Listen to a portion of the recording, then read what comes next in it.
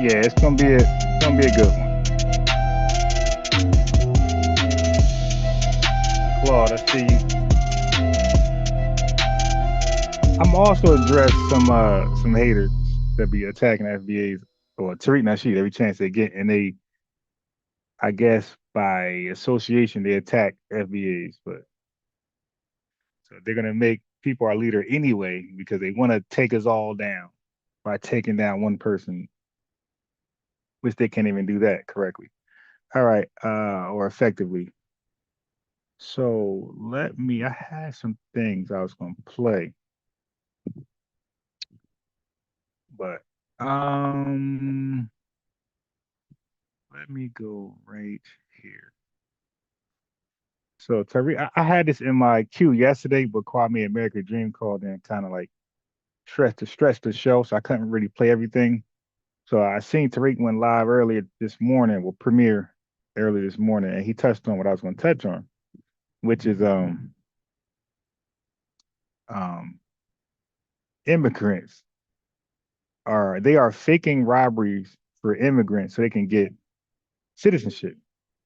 I mean, listen, I just don't recall when liberals had our back like this. Like they don't even have our back like this when we're in the right. Most of the time when we make the news and it's something black and white, 95% of the time and it's headline, we're usually the victim. And we still don't see liberal news backing us. The same energy they put in these immigrants. All right. So that's why when folks be like, hey man, ICE, we were like, shit, let the folks defend you who've been defending you the whole time. The damn liberals. That's their job. Why you calling on us? Call on your liberal crew. All right. So let me get where I see these videos. One sec, I'm trying to see where I see the videos. Credit. Okay. Somewhere in this folder. All right, here we go. All right, here we go. Visa scan. I got it. I got it.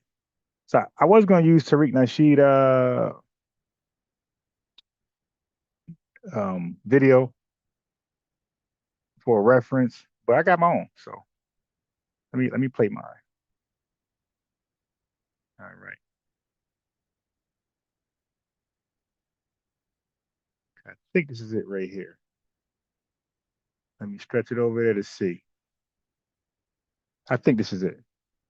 Scam involving law enforcement and illegal migrants. Been going on for nearly a decade. Most are just hearing about it right now. Why? FBI investigation in Louisiana. They say chiefs FBI. accepted bribes for This is it. claiming hundreds of illegal migrants were victims of armed robberies, but the robberies never happened. Why would they do that? Because being a victim of a serious felony like that qualifies migrants for a U visa and allows U visa. Tethers flock together, man. them to stay.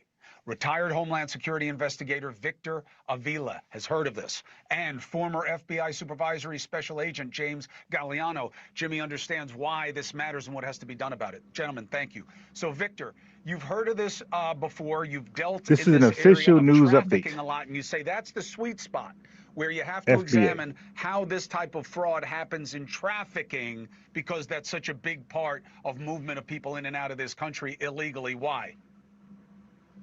Because it's a loophole that they've been using, and this U visa scam has been going on for a long time. I saw it firsthand, many years. I used to issue these U visas for victims. When they were human trafficking victims, we got them For a real T victims. visa, which is a little bit harder to prove and harder to attain. But the U visa became this kind of a loophole where, well, if you couldn't get any other kind of visa, well, maybe you were a victim of a crime, whether family violence, a rape. Fraud, man. Fraud. Fraud, family. Fraud. People are risking their careers, their freedom to get illegals citizenship. What the hell are illegals doing that's so important that you'll risk your freedom for to get them illegally over here? Like we ain't got enough illegals. Yo, are they harvesting illegal by organs or something? Like what is it? Or something like that. By the way, most of the Are, recipients of U visas are females. but also there's males as well, but mostly females. And you have a lot of these groups, ACLU, other non-governmental organizations. Okay, so remember, this is a fraud. They're doing fraudulent police reports to say that these majority female immigrants are being assaulted physically. If you're filing a fake police report about an assault and we got the victim, who is the assailant? That's the common knowledge question. Because remember, the fraud has to seem legit because it's a fraud. So now, who's the most likely American assailant that they're going to paint as the offender? Would it be white Americans, foundation Black Americans, Indians, Chinese, other immigrants? Who do you really think will be the offender in these fraudulent cases? I'll leave that for you guys to type in the chat. Kind of helping these people. And I remember being in El Paso, Texas, investigating these cases and thinking, are all these people actually, were a victim of a crime? And if so, exactly what happened in Louisiana, where's the police report? Because that would help them prove if the crime happened in the United States. When they claimed that it happened in a home country, well, that was even harder to prove and get documentation. And then this whole scam. By the way, Texas has been looking at this for a while. I just talked to a news organization. So this is probably why a lot of legal immigrants are against illegal immigration. Some people might see that as a contradiction. No, they see this as the boy crying wolf. So now, when there are legal immigrants who actually should qualify for a U visa, now all of a sudden their case would be scrutinized to the umpteenth degree because of the bad apples, the illegal immigrants. That's why I always said I'm against illegal immigration, illegal immigrants, not legals. Okay, so I'm one with the illegals if this is their position. The illegals are creating a bad name for the legals, making the legals trip to America very, very harder. Okay, and some might be turned around illegally because of these damn illegals. You see, so the illegals is creating this whole illegal industry. This organization here in Texas. It is getting out of hand, and I think you have to go back and review the issuance of these U visas because what we want is the actual victim to get the visa, not these scammers. And I'm very disappointed, obviously, with the law enforcement involved here. Gags, obviously the temptation is to say, oh, they must all be doing this. Cops are dirty. They're on the take. But you say if you look at how the DOJ approached this, there is an understanding that this is pretty limited in their context. Chris, completely disheartening for law enforcement folks like me to hear of something like this. Not only were these bad police officers, they were in senior level positions. Damn. And look, make no doubt about it, the charges that the acting U.S. attorney made or brought down, they are right hefty. Here. Mail fraud, you're looking at potentially 20 years. These guys, that's why I said sacrificing their freedom for a bunch of illegals. Like, what are they doing? Producing diamonds in America? Everybody risking their freedom to get them trafficked in here? A fraud. You're looking at potentially 10 years. Damn. Those could be served concurrently. Damn. And then you know how the feds are, Chris. We always throw in the conspiracy because where two or more are gathered, they're in agreement. Oh, yeah. There's Price an intention to do something like commit fraud against the United States. And then lastly, an overt act is committed. Chris, I guarantee you at least one of these guys is going to be singing. But I am yeah, when they look at 90, look at all these years, 5 years, plus 10, 15, plus 20, 35, plus 45. And then you got to pay 250,000, 45 years. And 45 years, and you're looking at 250,000 if you ever get out, if you ever live to get out. Yes, you'll see a lot of Whitney Houston's they're singing the American anthem on this case. I'm heartened that the acting U.S. attorney did state that this was not indicia of a problem within the police departments. This was a select few amount of people, select few bad apples. Avila, let's put up that picture again. How'd the subway dude get caught up in this? Everybody's a chief or a sheriff. Yeah. The dude had to laugh. That is hilarious. Yeah, he said, how did the subway guy get caught up in this? He said, you got the chief, the director, all these, people holding official positions, right? Either law official, political.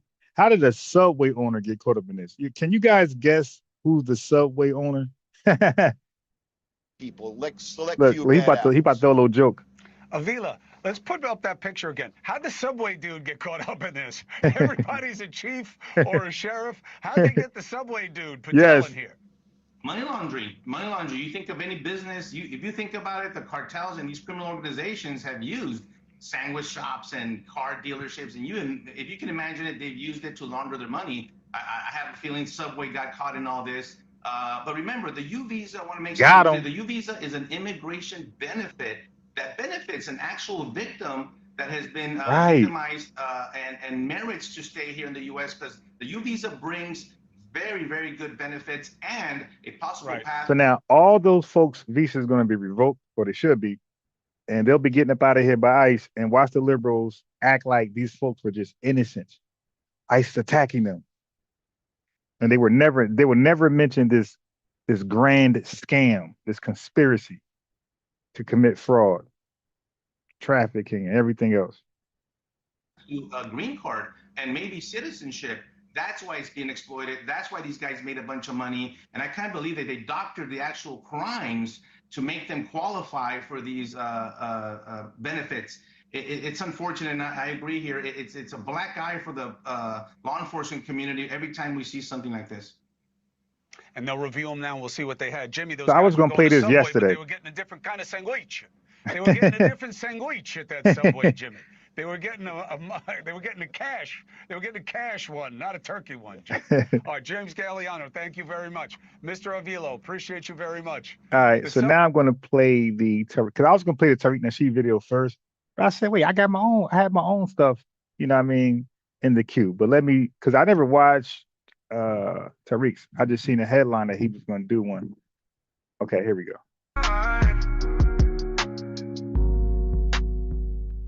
Multiple police officials and a businessman were arrested accused of running an immigration fraud scheme. Investigators say that scheme led to hundreds of foreign nationals illegally getting visas. Okay. News 2's Alexis Maroney breaks down how this case is unfolding.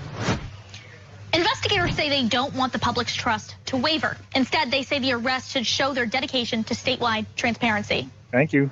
Last summer, investigators started tracking what seemed like a high number of armed robberies. I've never seen anything quite like this. Many of the victims listed were not from Louisiana. In fact, the armed robberies never took place, and those listed in the applications were never victims of crime. According to arrest documents, for 10 years, false police reports were being made by this group of police officials. Oakdale Police Chief Chad Doyle, Marshal Mike Slaney, Forest Hill Police Chief Glenn Dixon, and former Glenmora Police Chief Tebow Onishi. 99.9% of law enforcement is good. We do a great job. We go there and work every day. We get up. We do what we're supposed to do. For whatever reason, the lure of money or whatever it is that leads them to do the wrong thing, don't do it. The fake reports were used by foreign nationals to apply for U visas, a type of visa reserved for victims of crimes. In this case, crimes that never happened. False visas can facilitate illegal activities in the United States, including financial crime, crimes of violence, narcotics, human trafficking, etc. The indictment says the owner of a Subway in Oakdale, Chandrakant Patel, paid the officers $5,000 for each false report. We expect law enforcement officers to protect the public and to honor their trust, not to sell that trust and the honor of their badges for personal gain. After collecting years of evidence, investigators made 2 arrests at the Crown Plaza Hotel while they were attending a police chief's conference. Hotel too? The group is facing dozens of counts, including mail fraud, money laundering, and conspiracy to commit visa fraud, and more charges are possible. Court dates for the individuals have not been set just yet, but I'm being told court appearances will happen in Alexandria. In the newsroom, Alexis Maroney, WBRZ. News. All right, so that's it. I'm not gonna play the whole video because this just premiered today, right? But I just want to show how Tethers flock together and great minds think alike. Great minds are alike. They think alike. You dig?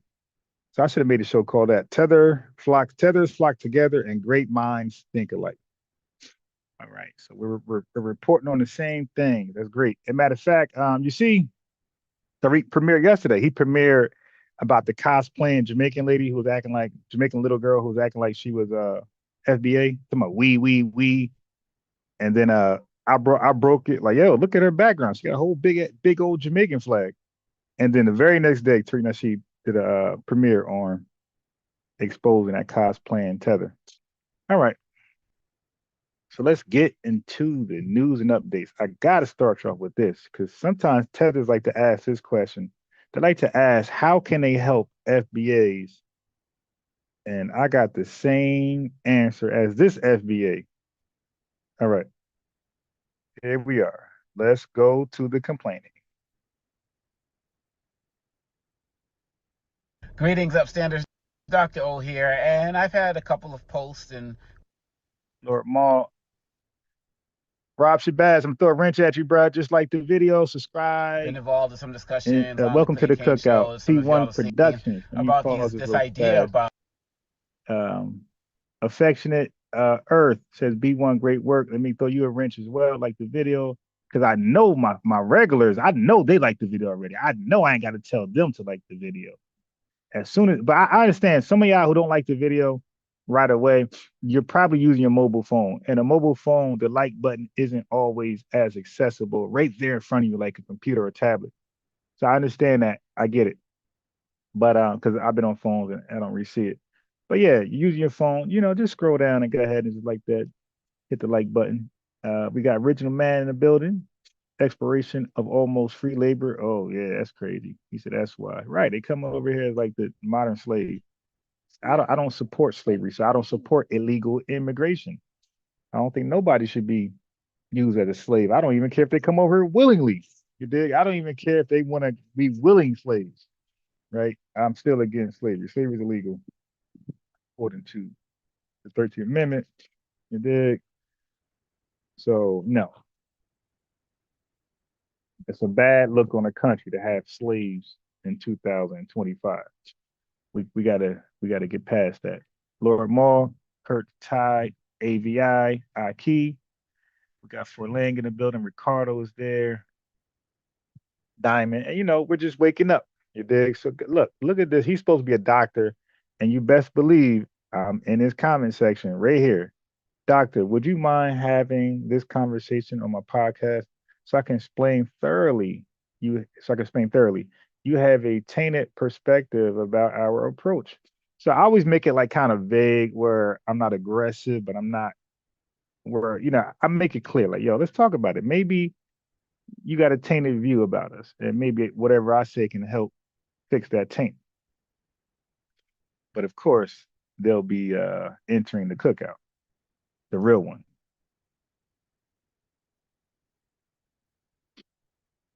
And you got to watch Tethers who say doctor, because it ain't doctor like DR, like DOCTR or nothing like that. When they say doctor, it's like indoctrination doctor. Like it's like indoctrinate.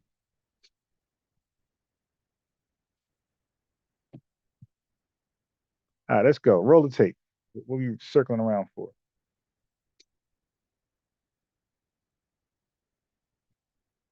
All right. Come on, janky laptop. It's my backup laptop.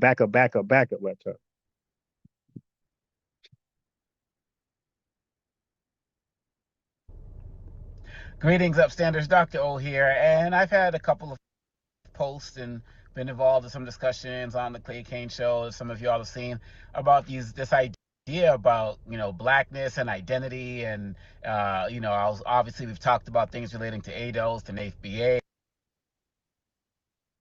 And ADOS, sorry, and I believe that's how you pronounce it. ADOS, FBA, man. and ADOS, other not types audio. of things. And the comments I'm about to make now are not about a particular group, right? This is about like the comments and the overall ideas and things that I've been seeing from the discussion. And what it just made me realize that and again, this is not about whether you are, about this group or that group. This is not that discussion, all right? I'm just talking about what I've seen. Notice how they never want to talk to an FBA. what I've seen just really had me thinking that, like, just wow, the mission of slavery worked.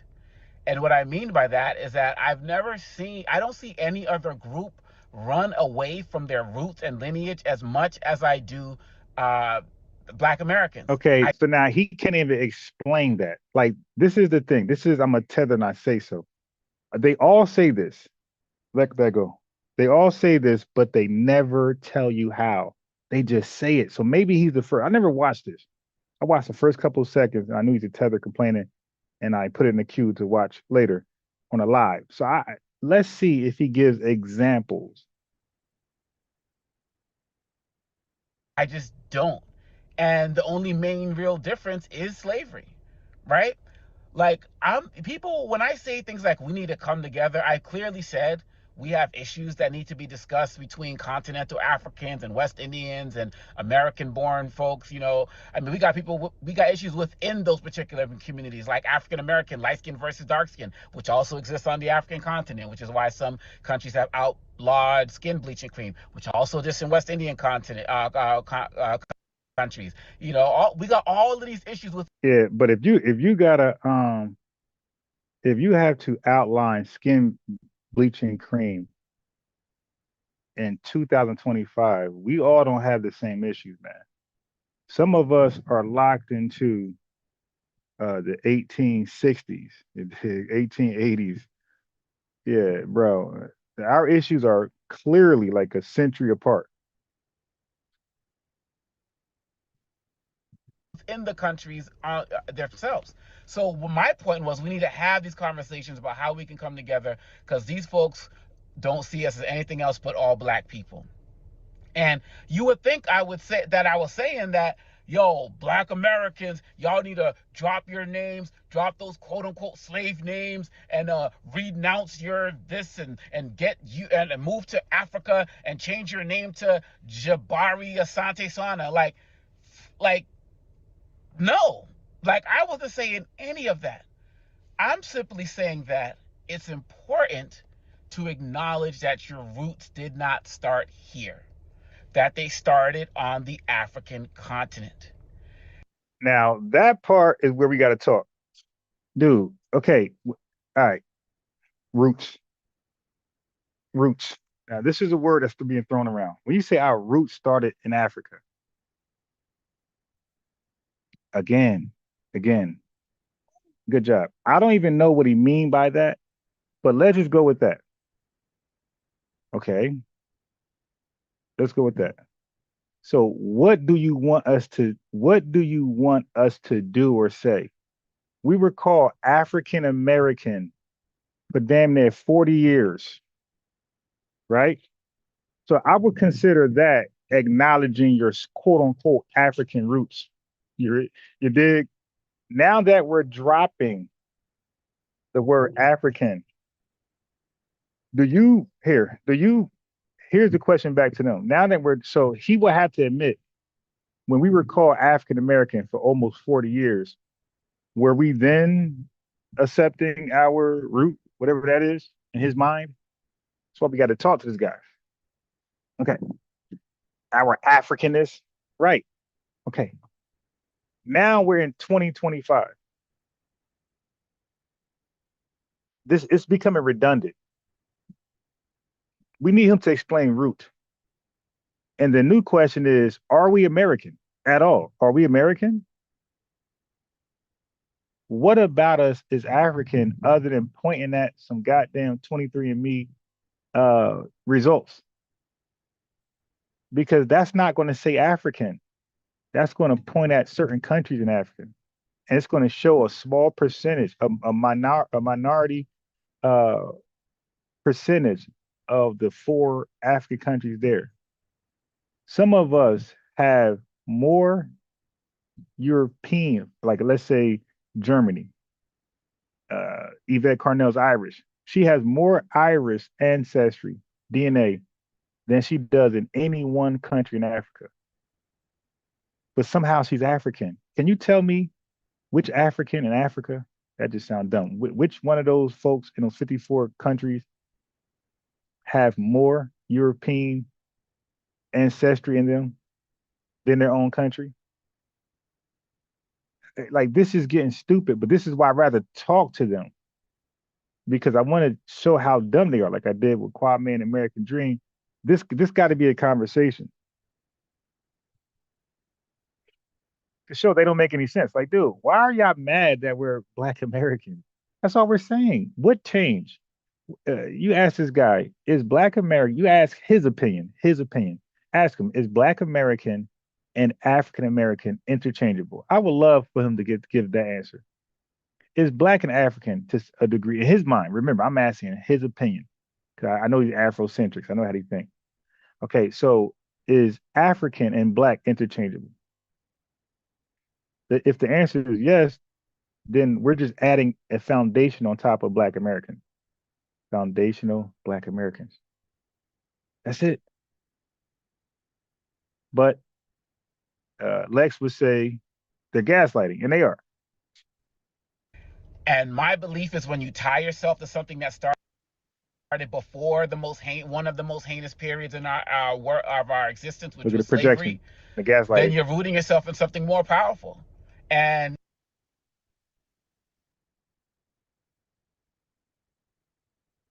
look, when you look at so many of the things that we do, the language. Hold on. So we got Jovan Snell in the building. Peace. Welcome to the cookout. Let me throw you a wrench. Why I can't do?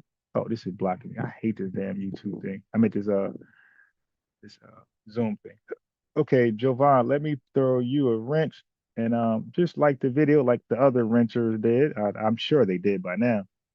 Anonymous says, I'm glad I am not the only one who sees what's happening. Okay. Anonymous. I'm kind of like just peeking in. So salute, peace, salutes. I'm kind of peeking in. So I don't really know what you guys were talking about before. So Anonymous, what do you mean by that? I'm just, like I said, I'm just peeking in your conversation. So we got FBA Jameson, FBA, I'm going to throw you a wrench, just like the video family, like the other wrenchers. I know by now they did. There we go. The tether battle. All right, so I'm gonna get some tissue. Like out here in Georgia, like the pollen, I'm not even allergic to anything, but out here is so thick and so crazy, it'll give you a small allergic reaction. So let me get some tissue, and I'm gonna let them just go in while I'm doing that, and I'll respond when I come back. That's African. It's I wrote a whole paper on the religious similarities between ancient Egyptian languages and contemporary traditional African societies. When we say things in the hood like, who that is, that literally translates to Senegalese, to Wolof, which is a language spoken primarily in Senegal, to Kokan Lur. Like it's the same, like the slang is the same if you translate it into African language, into many African languages. The way we worship is the same. The way we the dance, the drum beats that inspire the hip hop and all of that other type of stuff, it's all African. And of course, African is a 55 nation continent. Everything that's going on in Ghana ain't the same as in Kenya. Everything that's going on in Mali ain't the same as what's happening in Zimbabwe. There are issues between African countries. Nobody's sitting here talking about some Pan-African utopia. I'm simply saying that, if you're looking at a tree, there are roots to the tree. And all of us are different branches and spaces within the tree. Like, that's just facts. But when you see other groups, like, you don't see German Americans relinquishing their heritage. Now, they'll be fine acknowledging themselves as white and so on and so forth, but they don't see themselves, denying their German heritage. You don't see Irish people denying their Irish heritage, or people from Brazil denying, heritage and stuff. And if there's a mixture within the Brazilian heritage that they have, they'll, acknowledge the different things. So what's the difference? Now, of course, within every group, you got self-hating people and blah, blah, blah, blah, blah. People don't want to identify, blah, blah, blah, of course. But the difference is slavery. The whole point of the slave experience was to remove, that was what they called seasoning. When they brought people from African countries, brought them to the West Indies, that was the whole thing, Kunta Kinte and Toby, that the beating out of his name, like that really happened. The idea was to remove any connection to the continent. And I see so many of us still doing that today. Like, it worked. We don't even got to fight for it. They don't even got to erase for us. We're erasing it ourselves. And so, look, I respect people's attempts to want to identify themselves. You know, you don't want to call yourself black, or you don't want to call yourself African American, and all these other types of things. Personally, I don't get that ignoring the Africa part unless I tie it to how we have been removed from it intentionally and physically, spiritually, and morally. Fine, you haven't been to the African continent. Many of us have. And many, like Ryan Coogler, you know, that expired Black Panther. When he was on the continent doing his research, he saw so many things happening on the continent that he did growing up. I believe he's from the South. I could be wrong. That he experienced growing up in America. Like, we think that so many of the things that we do in this country, we just came up with ourselves. No, like the majority of what we do, how we talk, how we worship, how we sing, how we dance, it comes from a place. That's what Malcolm talked about. That's what Stokely talked about. Like, or Kwame Ture, you know, talked about. Like, that's what they all talked about. Dr. King was in Ghana for liberation, independence. My point is this: why ignore? And then people are gonna say, "Well, Africans sold us into slavery." First of all, every African didn't sell every other African into slavery. Hey, I apologize for this long rant without the cut-in. This guy said the root of everything we have innovated, created, the root of our culture is it got some small evidence of Africa in it. So we're not allowed to call it. So we got to call it Africa hip hop. We got to call it Africa Ebonics. Like you got Africa swag. Okay, so if that is the case, okay, if what he's saying is so correct, so then why are Africans doing this then? Okay. Why are Africans doing that? If everything is from Africa and we need to give Africa all the credit and take no credit from our own creation, our own intellectual property, then why is Africa giving us all the credit? These folks in Nigeria and they've never been. These folks are in Nigeria and they've never been to America, but they have a difference in opinion than you, Mister. They believe we did it all. Look. They're in Nigeria, bro. They're in Africa, and they're not dressing and doing all the instruments you said come from Africa. It looks like they are praising our creations. All right. Hey, you want another picture? Look at this. Look at this. But he's over here saying everything should be African, but that's not how Africans think. They think everything should be FBA culture. Look at these guys. Our whole fit, our whole look, our whole everything, this whole swag, everything. These guys never been to America one day in their life. So that's why, like, these tether rants, it's just entertainment. These guys not serious. Second of all, slavery didn't happen like that on the entire continent. The way all right, hold on. Me look at the chat a little bit. This guy, Claude Peace. We got a new. So Dwayne, that's like the big bro copying little brother. They are idiots. Right. Hey, that's a great analogy.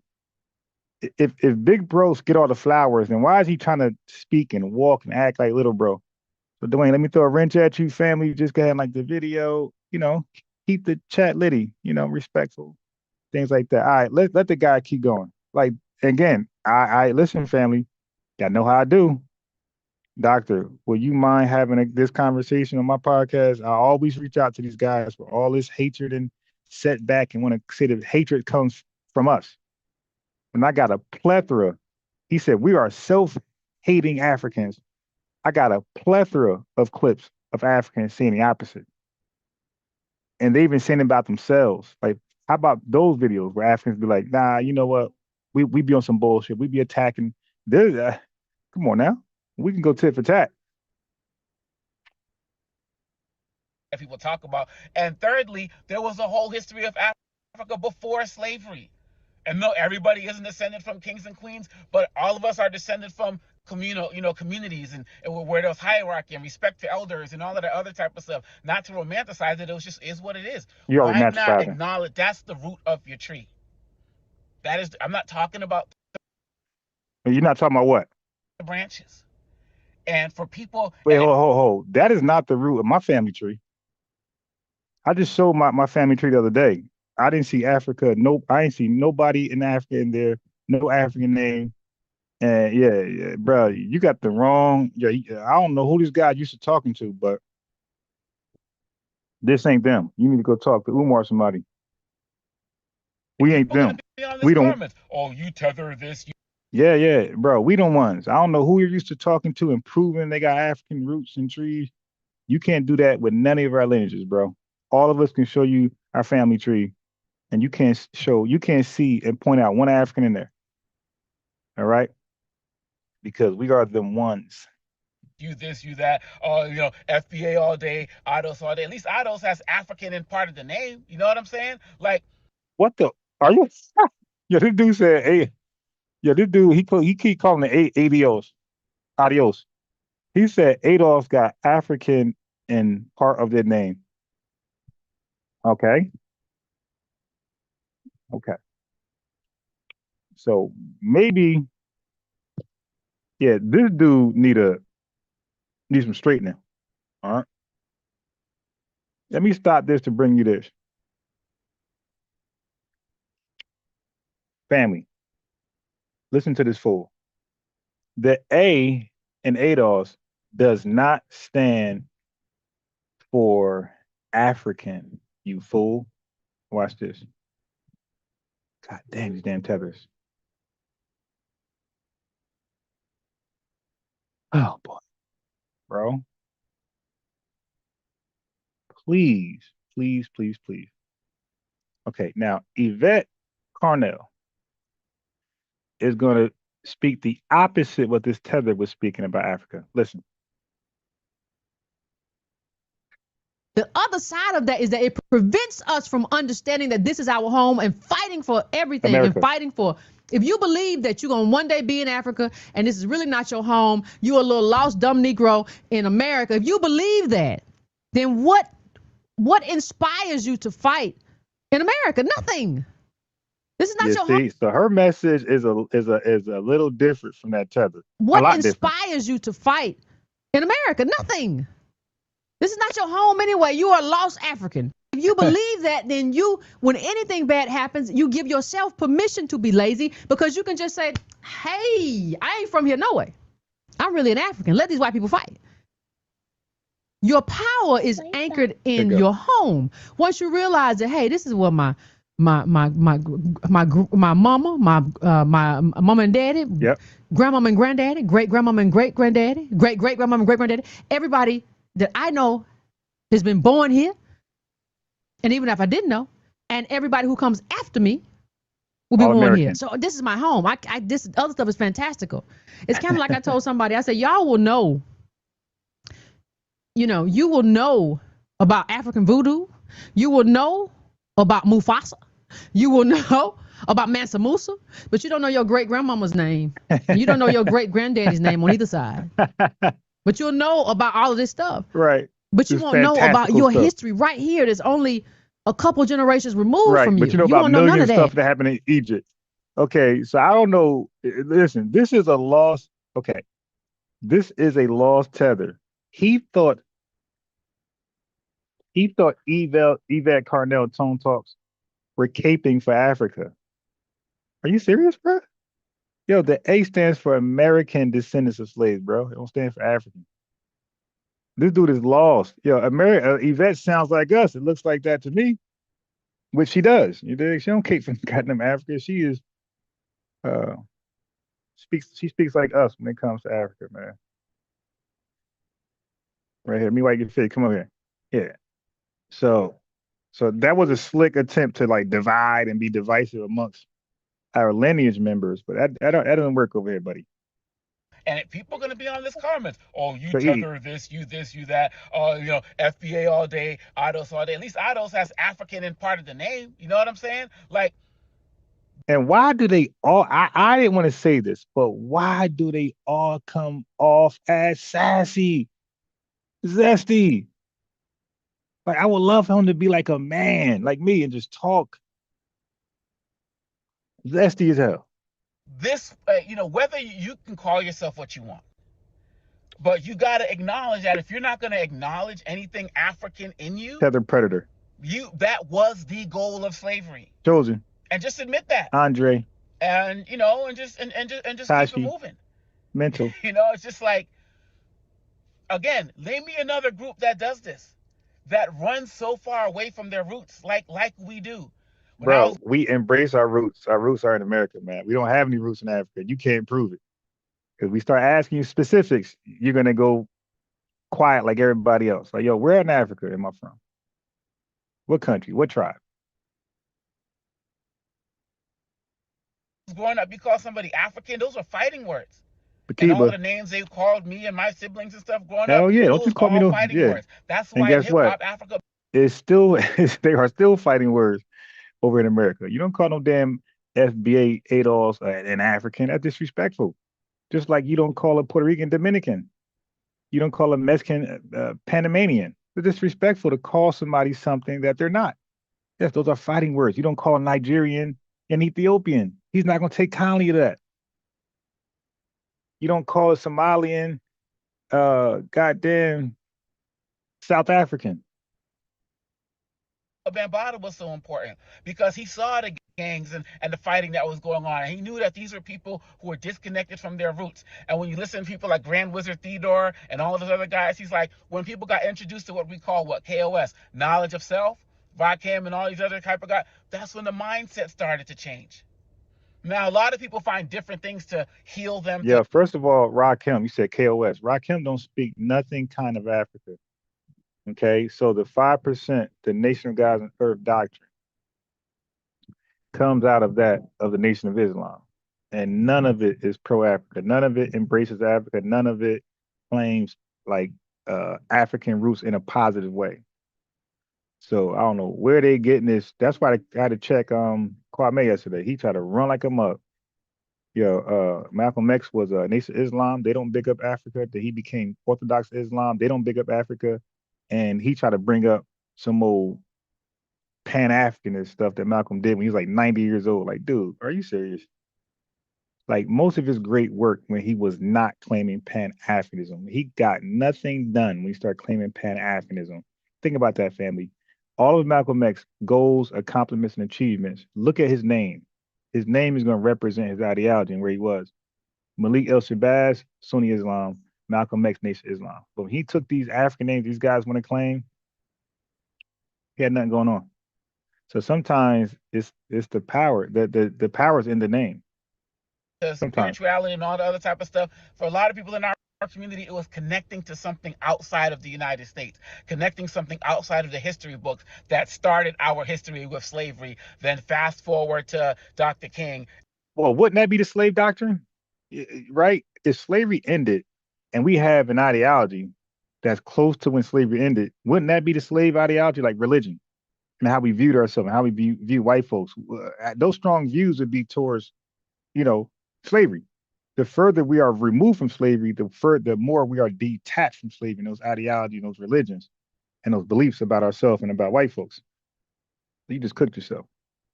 And then if they rewrote some of the books, fast forwarded to Obama. Like, that's it. We got to do better. We got to do better. And we are doing great. Telling people what to call themselves. Yes, you are. You're trying to get us to call ourselves African, like you. We're doing more than better. We are doing great. When I ask FBAs how you feel, how are you doing, they say great. Talking about the problem that comes with ignoring the actual roots of the tree. Your history, as matter of fact, we should call our lineage the great lineage or something like that. We should put the name great in something. I'm gonna think of something clever about that describes us. Or I could throw the name great in there. I'm not redefining our lineage, but something, maybe an event, maybe the great something. I don't know. I come up with something. As a Black person, did not start in the United States. Now, we can go into the whole larger conversation about everyone has their roots in Africa. I'm not having that conversation right now. Of course you're not. But, whether you came because here... everybody got their roots in... If you agree with Pangea, my boy, everybody got their roots in Africa. So, again, this is just Heather Babel trying to make us feel bad about standing strong. Before Columbus or came, during chattel slavery, all these other... Whatever, however you got here. The roots are the same, and that's all I'm talking about. And to deny that is to do what the slave master wanted. And I just think that we can do better. Hey, bro, slave masters stopped in the 1800s, my boy. Hey, family, don't fall for the slave master talk. I've never met a slave master in my life. Never seen one. All right, so that slave master talk, that's not gonna work, dude. That's not gonna work. We ain't gonna. And you know how folks be like, "I'm at work. I'm on the plantation." No, no, no, no. Those illegal immigrants on a plantation. I'm at a corporation or company. You dig? You can call yourself FBA and all of the other type of stuff, but acknowledge the roots. Even if I know people of Irish descent who've never been to Ireland, or Italian descent, they've never been there, still identify with the place they've never seen. Okay, now you gotta stop lying. You gotta stop lying because you're talking about that new wave of Irish folks. But what about the Irish folks that came over here during that potato famine that was assimilated right away to whiteness? You dig? What about the Germans? I think 80% of white Americans are German. I never hear them talk about great old Germany. So just lies. Tether babble. Language they don't speak, still identify with it. This is part of the conditioning that has Africans looking at African Americans backwards, that has West Indians looking at Africans backwards. No. We ain't gonna justify their hatred towards us, my boy. We know why they hate us. It's right here. That's why they hate us, dude. It ain't what you saying. Africans they looking can't at be West Indians backwards. They got West Indians looking at African Americans backwards. Like, that was the goal. Nah. And I think we should stop proving them right. That's the goal of who? You think? I think you're a liar. And I told you what I think. I think we should have a conversation. That's why I said, hey, man, let's have a conversation on my podcast. That's what I think. All right. Okay, so now listen to this right here from this guy. One thing that you need to know is that this is not the first time that Claude Anderson got into an endeavor about fish. The first time he did, I'm telling you that it was a. Now he pulls up an article. We don't know the source. I kept trying to rewind back to see the source of this article. I'm not saying it's false, but I'm a source guy. I just want to be able to look at it myself because he's not going to. I want to look at it myself, but the article seems legit. I just want to have a copy of it. Gatekeeping demonstration. And in this gatekeeping demonstration, he was trying to penetrate Africa for the United States government. Okay, now remember, I just talked about government yesterday. I told about the different governments. So when people say government, they're not specific. They're just gaslighting you. They're just trying to manipulate you to believe like their agenda, their little narrative. Okay, hella black folks work for the government. And when I see ICE pulling up on those illegal immigrants, get off that. I see a lot of them be black. There's nothing wrong working for the government, the federal government, nothing wrong with that. And we work for state government too. But he's going to spin this, and don't worry, because you know me, I got the receipt. So we're going to spin it to where he wants us to believe, and I'm going to put it in its proper context of what Dr. Claude Anderson actually did, which was great. For the United States government. Listen to this. Florida fishing fleet could fill nearly limitless markets by exporting underutilized fish to Western Africa nations. Okay, so now here's the thing. Yes, thank you.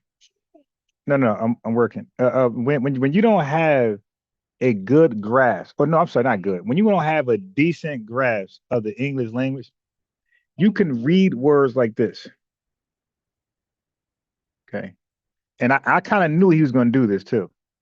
When you don't have a good understanding, he admits that he botches over like simple English words. He'll tell you that. He'll tell you that himself, that he has a habit of botching over simple English words. Okay.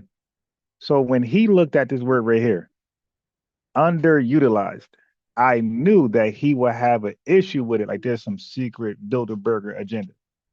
Okay. And when I watched the video, he proved me right. Watch this. And then he's going to look at this word right here. which is in quotations. And I don't know if you know what quotations, what that represent, but brother, it represents you're quoting somebody else saying something. Okay. So if a tether was to quote me saying tether, I don't think a tether likes the word tether. So they're gonna put tether in quotations to let you know this ain't my thinking. This ain't my wordplay. This is coming from Unbiased Ron, FBA News and Updates. So he's unfamiliar with the word underutilized. He's unfamiliar with the word trash. Now, all of us got phones, some type of Android or iPhone updated. Your iPhone and Androids, right? You bought them for what you bought them for, pictures, videos, or whatever else on your phone. But there are some features on your phone that are great for other folks, like an accountant, maybe a school clinical psychologist, you dig? And if you don't use those features can be considered underutilized. It does not mean they're garbage. It just means you don't really have much use for them because you didn't buy the phone for that. Like, how many of you guys really use the calculator on your phone? You dig? I use it a hell of a lot. I got that thing on my tablets. I stay using the calculator. All right. So now I knew he would have an issue with those words, underutilized and trash. And look, underutilized is in quotations. That means somebody said this. Let's go back. Fishing fleet could fill nearly limitless markets by exporting underutilized yeah, exactly, fish Johnny. to Western Africa. Now listen. So he read underutilized. Now look at his understanding of underutilized. I just gave you guys a great example of what it is. And doesn't mean it's bad. It just means you don't have much use for it right now. Okay. I create thumbnails. You did. We all got ChatGPT. There's some features there, like the video feature. I barely use it, so I'm underutilizing that video, that feature. Doesn't mean the feature is horrible. Somebody else found joy in using that feature. Nations. A spokesman for the State Federal Commission says those trash fish are a dietary staple in those countries. Claude Anderson. Claude Anderson is. All right. So now you read it. You've seen the quotations. Now I want you to hear. So now, when you're in grade school and you read something, okay,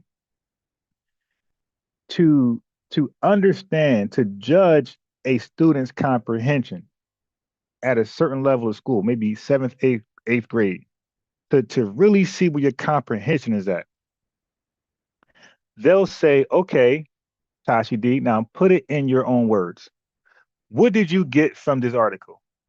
And you'll be graded by that, and your comprehension is on the line. You might find yourself in a class with 3 folks, and he's one of them. All right. So now, this is where we say, okay, now put it in your own words. You read the article. Now, what do you get out of that? Listen to this. It says those trash fish are a dietary staple. San Francisco. In those countries. I'm sorry. I keep listen. The font is so small. I keep saying San Francisco. His name is Sam Freeman, FBA. Peace to you. Like the video, please.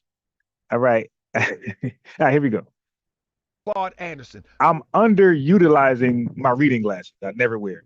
I'm underutilizing them because I never put them on. Claude for the State Federal Commission says. Back up. Really limit its markets by exporting underutilized fish to Western Africa. Nations. A spokesman for the State Federal Commission says those trash fish are a dietary staple in those countries. Claude Anderson. Okay, wait a minute before you go in. If you see quotations, that means that didn't come from him. He's quoting somebody else saying it's trash fish. That's the comprehension I'm talking about. Claude Anderson is working for the government, saying we're going to send trash fish. We're going to send trash fish to African countries, and we're going to make some money for the United States government. Okay, that's how he interpreted. So he put it in his own words. That's how he comprehended the article. Yeah, this is crazy. All right, but it gets worse. This is what I'm trying to tell you. See, the whole thing in a nutshell is this. I'm not making stuff up. I'm not sitting up here telling you something. No, you're not making it up. You're just botching it, right? Your comprehension on the English language ain't that smooth, right? But I'm gonna show you. I got some tabs up here. I'm gonna go into this article deeper and what was going on. So, folks who were underutilizing these fish called it trash fish, but this guy's gonna read about the fish. And in Jersey, we love whitings. You don't really catch whitings, South Carolina, and I don't think like other states don't really have them like that. But Jersey, damn it, every fish store in Jersey, folks keep buying whiting the most. But in Florida, whiting is considered a trash fish. Now he's even going to read sardine, right? Sardines in every goddamn supermarket. But don't forget, Florida is saying here we got so many fish out here. These fish ain't selling like the other ones, so they're being underutilized. They're being fish netted, and nobody's really buying them like that. Okay, so somebody called them trash fish. That doesn't mean they're actually trash, like toxic or no good for you. Whitings and sardines are still good for you. I love sardines. They're like a quick meal for me. Something without showing. Peace, Pinky. Let me click that link, Lord. All right, so I got highlighted. So Lord Maul said, you know how we do. Yeah, you funny as hell. You receipts. This is what he said according to this article, and he's being quoted. It says, Friday Anderson is the co-chairman of 5 state coastal plains regional commissions. That's what the guy said that he was a success at. This is what the guy said on Twitter. Exposing the frauds. Are you here? Show him this. Okay. Yeah, show us this. We can laugh at it and tell you what it's about, and your comprehension is flawed. Please do. Article. Please pull up over here anybody from that channel, and even including himself. Let's go over this together. Listen to this. Commission members include the state of Florida, Georgia, South Carolina, North Carolina, and Virginia. Anderson added that the developing nations of West Africa, including oil-rich, he's trying to get oil for the United States, oil-rich Nigeria, are virtually unexplored by U.S. business. You see, this is the foreperson of colonization in modern times. You know what I'm saying? So the way that the European get into African countries, even during the time of slavery, they send one of... Yeah, exactly. And guess what, Jaquan? All of them, according to the Florida fishing, whatever, look at them as trash fish in Florida or underutilized. All right. Our own, in the same way that infiltration. So he's going to get to his point, and it's going to be laughable. Listen, it's taking forever, but he'll get to the point, and it's going to be laughable.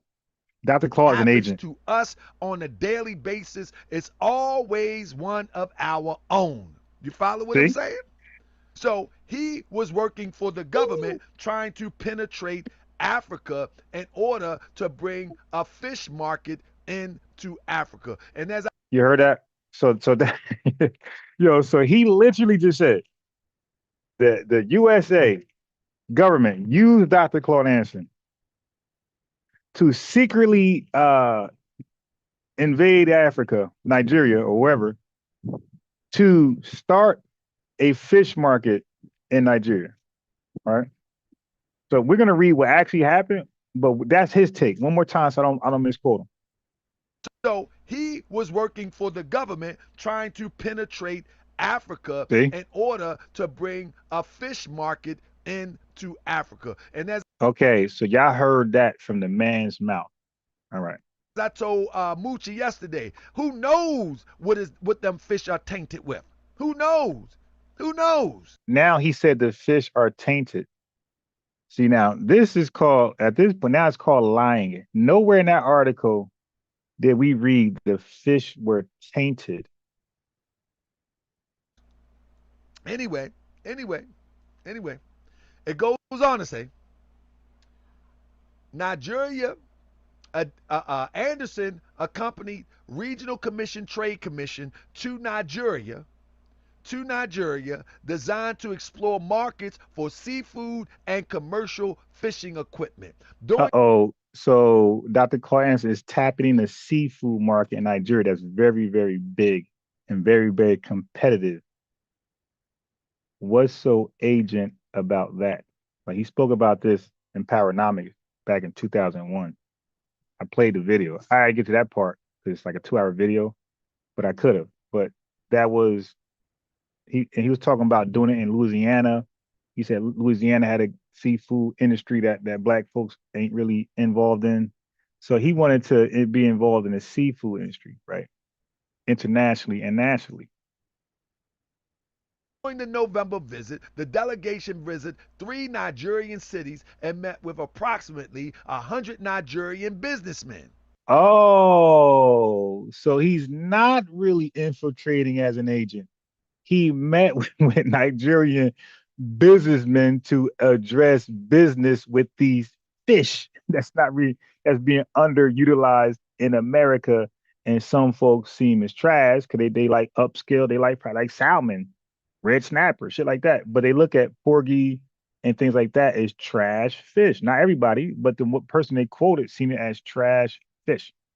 Okay. But he met with Nigerian businessmen who are also in the fish market, and they want to do some business with American businessmen surrounding fish. I don't know how this is a government plot to undermine Nigeria, but let them go. You feel what I'm saying? No. Somebody said you got to remember his stance, though. He feels like we should hold any allegiance to country. We should hold any allegiance to Africa. Well, one minute he says we should hold, and another minute he said we not. He's a bunch of contradiction, brother. No, sir. That's your comprehension. It's not a contradiction problem. It's a comprehension problem. One minute he says we need to be native black Americans and we need to do our things without the influx or influence of nobody else. And then that's not what he said. We already played it. He never pointed to black immigrants. His issue was white and Latino immigrants coming to the country, competing with us and taking over the black neighborhoods. He never said black immigrants or implied black immigrants in Powernomics. I already played that. Another time he says early on, he said that. So he bounces back. So it's not a contradiction problem. It's a comprehension problem. It's a comprehension problem. And forth. And this is the blueprint of what we see in Tariq Nasheed. One minute he's Pan-African, the next minute, you say should not. One minute he's Pan-African, the next minute he's not. But yeah, I would love to talk about. Well, I've never known Dr. Claude Anderson to be Pan-African, but if he was, like, we have the right to be something and then don't be it. Okay. Either which way, Sean W. One minute he is, one minute he's not. Right? And I'm going to show you in a minute. So look, this is Claude Anderson. This is the FBA godfather. This is the FBA godfather. This is the one that the people made me research. It goes on to say. Wait, hold on. So you didn't know who he was? Hold on. So you didn't know who Dr. Claude Anderson was before the people said go research him? And this is your research results? Wow. It goes on to say that the industry, hold up. It says the industry, let me go down some because I don't want to stay stuck on here. Wait. No. No. We're not going to do that. You dig? We're going to read it. We're going to read it. We're going to read it all. Usher said, if you're going to tell it all. Damn near had that phone call. So no, we're going to read it all. The industry people who went on the mission were unanimous in the opinion that Nigeria is one of the largest untapped markets for seafood in the world, and all of them intend to do business in Nigeria. Anderson said he added that Florida's fishing industry was represented by Gene Raffel, Port St. Joe, Gene McRoberts, Ruskin, and L.B. Walker Crow Gabble. So this is actually being smart. This is being proactive. The industry people who went on, okay, so Nigeria is one of the largest untapped markets for seafood in the world. So Nigeria is it's a large market to tap in for the oil. but nobody's really tapping in on their seafood market. So Dr. Claude Anderson wants to tap in. He wants to be the first to tap into Nigeria's seafood market to do business with 3 Nigerian businessmen, right? And all of a sudden, he's a secret, he's 007. He's James Bond. He's going to Nigeria to establish a fish market to undermine Nigeria and set up, I don't know, an army for the U.S. embassy. I don't know, but that's his imagination. So now you see, we read what I read. Let's see what he reads. Says the industry. Let me go down some because I don't want to stay stuck on here. Yeah, I bet you don't. Mr. Ratfield tells me that. So he skipped. Nigeria is one of the largest untapped markets for seafood in the world, and all of them intend to do business in Nigeria. So they intend to do business in Nigeria to talk about fish. But Sir said he don't want to read that part. He want to skip why they're in Nigeria when he just told that he was in Nigeria to secretly set up a fish market to spy on Nigeria on behalf of the American embassy. Okay. So that's one thing we can't do, family. We got to be held accountable. If you're going to read an article in context, don't hide it. Don't have your secret, agenda. Don't do a smear campaign. Just speak on the facts. And that's why I brought you FBA News and Updates. He could sell 1 million worth of fish each month if it were available. They're trying to penetrate Africa with these trash fish that Claude Anderson says. Trash fish. Okay, look, you see the spin, family? We caught that. So when Dr. Claude Anderson was speaking an article, he looked at he quoted somebody saying trash fish. What? This is what I'm talking about, man. This is no more than colonization with food now. Trash fish, he call it. He goes on to say, Miss Radford tells me that he could sell 1 million worth of fish each month if it were available, said Anderson, adding that Radford already has reached an agreement to begin exporting approximately 720,000 pounds of fish to Nigeria each month. Remember, he said those trash fish are a dietary staple in those countries. This is why I'm telling you, when you have someone like Claude Anderson, when he used the term like those countries or stuff like that, it just doesn't go down right. But let me finish. Anderson also said that the fish will be sold in Nigeria and compromise a large so-called underutilized species. So they're going to sell fish that United States don't even consider something that we want to serve to our population or this population or however you want to say it. He talked about croakers, sardines, and they are not high demand in the United States, but selling these fish to Nigeria, listen what it says, will not only provide the Nigerian, now here is the flip side, that they always got to make it sound good. It will not only provide Nigerians with a badly needed source of protein. Nigeria been around for millions of years, and now you got to give them a source of protein. Nigeria existed before the United States. The people existed before the United States, and now they need a source of protein. Listen to this. Needed source of protein, but we provide the fishing industry in the Southwest with a new market for fish that we cannot sell at home, Anderson said. Bob Jones of the Southern Fishing Association said there is no way to estimate the potential market for Florida fish in Nigeria. So it's no mistake that he would try to pull off this fishing thing here in the United States and use the population of melanated people as guinea pigs for fish that he was selling out of fish tanks. He had major fish tanks. The watershed or water thing, fishing thing that people like to talk about, or the guy like to talk about on the let me see real quick. Let me pull it back up real quick. That the guy like to bring up this here. the founded Waterland Fisheries Incorporated, these fish was going to be eating pellets. These fish was in great big fish tanks. These fish was being taken care of with pretty much faucet water, and they was pretty much like tilapia. Tilapia ain't nothing but big goldfish. Like, and they was going to distribute that into our communities. Like, come on, man, stop playing with me, man.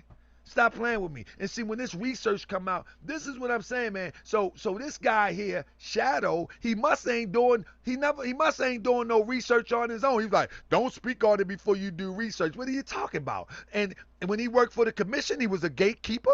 You know what I'm saying? He was a gatekeeper. When he went to do his own thing, and claimed he was doing it for the people, it just was crazy. It just was crazy. So at the end of the day, the fisheries thing is nothing but trying to sell big old goldfish, koi fish. You know, the Japanese koi fish. So bro, if you want to come on the show and you want to defend our brother, you're welcome to come on the show. But at the end of the day, you're going to have to come with some receipts, because just because a person been involved in something, that don't mean that they've been involved in something that benefits a people. And when a person go around on tour teaching economics, go on tour and branded himself as the powernomics economics guru for quote unquote black people, like, come on, man. I mean, somebody said Nigeria was created in the early 1900s by I'm not talking about the name Nigeria, fam. I'm not talking about the name Nigerian. I'm talking about the people, the Igbo people there, the Ashanti people there. When I say Nigeria, come on, brother. Come on, context, brother. When I say Nigeria, I'm speaking about the people. You know what I mean? The Igbo, the Ashanti, the on and on and on and on. I'm speaking about the people of the land. So if I need to be specific, I will, Sean W. But that's what I'm speaking of. I'm not speaking of the colonized names that was given to the countries of Africa. I'm speaking to the people. I'm saying that they exist way before the United States. That's what I'm saying. But anyway, I shouldn't have to explain that. I shouldn't have to explain that. I mean, yeah, I shouldn't have to explain that. But hey, if I have to. But listen, one thing that we do have to understand, that at the end of the day, they give us leaders. So it's no surprise that now we have leaders right now. I mean, it's concerning, but one that's even more concerning, they write in the memo, if you are a potential danger to national security, potential, not concrete, not imminent, anyone is a potential danger to national security if you take it out and go, well, they're saying this now, but who knows where they're going to be. This administration is taking a page from Putin, where they have a law, if you criticize the war in Russia, you lose your citizenship. In Hungary, they just literally passed one in the last month to do the same thing Trump is doing now. We have it on the books. They want to expand it. They've done this in Cuba and Venezuela. It is a tool of autocrats. The goal is to punish a few people in a big picture spectacle and call self-censorship of others. It's about cracking down on dissent. That's all it's about. Okay, my people. So after months of cracking down hard on illegal migrants, Trump is now targeting a new and unexpected group of people: naturalized citizens. The Department of Justice recently released a memo that's sending shockwaves through immigrant communities in the U.S. A memo that quietly but clearly puts nearly 25 million immigrants on notice. We're talking about naturalized citizens, people who supposedly did everything the right way, right? Passed background checks, took the oath, swore allegiance to this country, but now the government wants to make it easier to strip them of their citizenship. Not through criminal trials, but through quiet civil proceedings. No jury, no public defender, no headlines. And the scariest part, there's no expiration date. You could have become a U.S. citizen 30 years ago, built a family, built a business, paid your taxes. But if you forgot to check a box on your application, if they find one lie or claim that you lacked what they call good moral character, they could come for you. No, this isn't fear-mongering. It's official DOJ policy. So today on The Breakdown, we're digging deep. What does this memo actually say, and who is at risk? And what does it mean for the future of American citizenship itself? We're going to break it all the way down, but first I want to welcome all of our new subscribers and members here on Pan-Africanism TV. I'm so glad you're here with us. And if you're watching and haven't joined us yet, please consider this your personal invitation, because here at Pan-Africanism TV, we don't just report the news. We go deep beyond the headlines, dissecting how they shape our lives, our futures, and our world. So if this matters to you, then hit subscribe, tap the bell, and join our membership community for more exclusive content. And if this episode moves you, please consider dropping a super thanks to support our mission, or share this video to help amplify our channel. Thank you so much. All right, now let's get into it. So before we dive into the denaturalization piece, and trust me, we need to understand the bigger picture of what this DOJ memo actually says. This wasn't just about revoking citizenship, no. The memo lays out the full legal agenda of Trump's Department of Justice under Attorney General Pam Bondi. And when you zoom out, it becomes crystal clear that this isn't a memo. It's a manifesto, a full-blown civil enforcement playbook to reshape American policy around Trump's key political objectives. It's important. The memo was sent from Assistant Attorney General Brett A. Shumate to all civil division employees at the DOJ and outlines 5 major priorities for the division.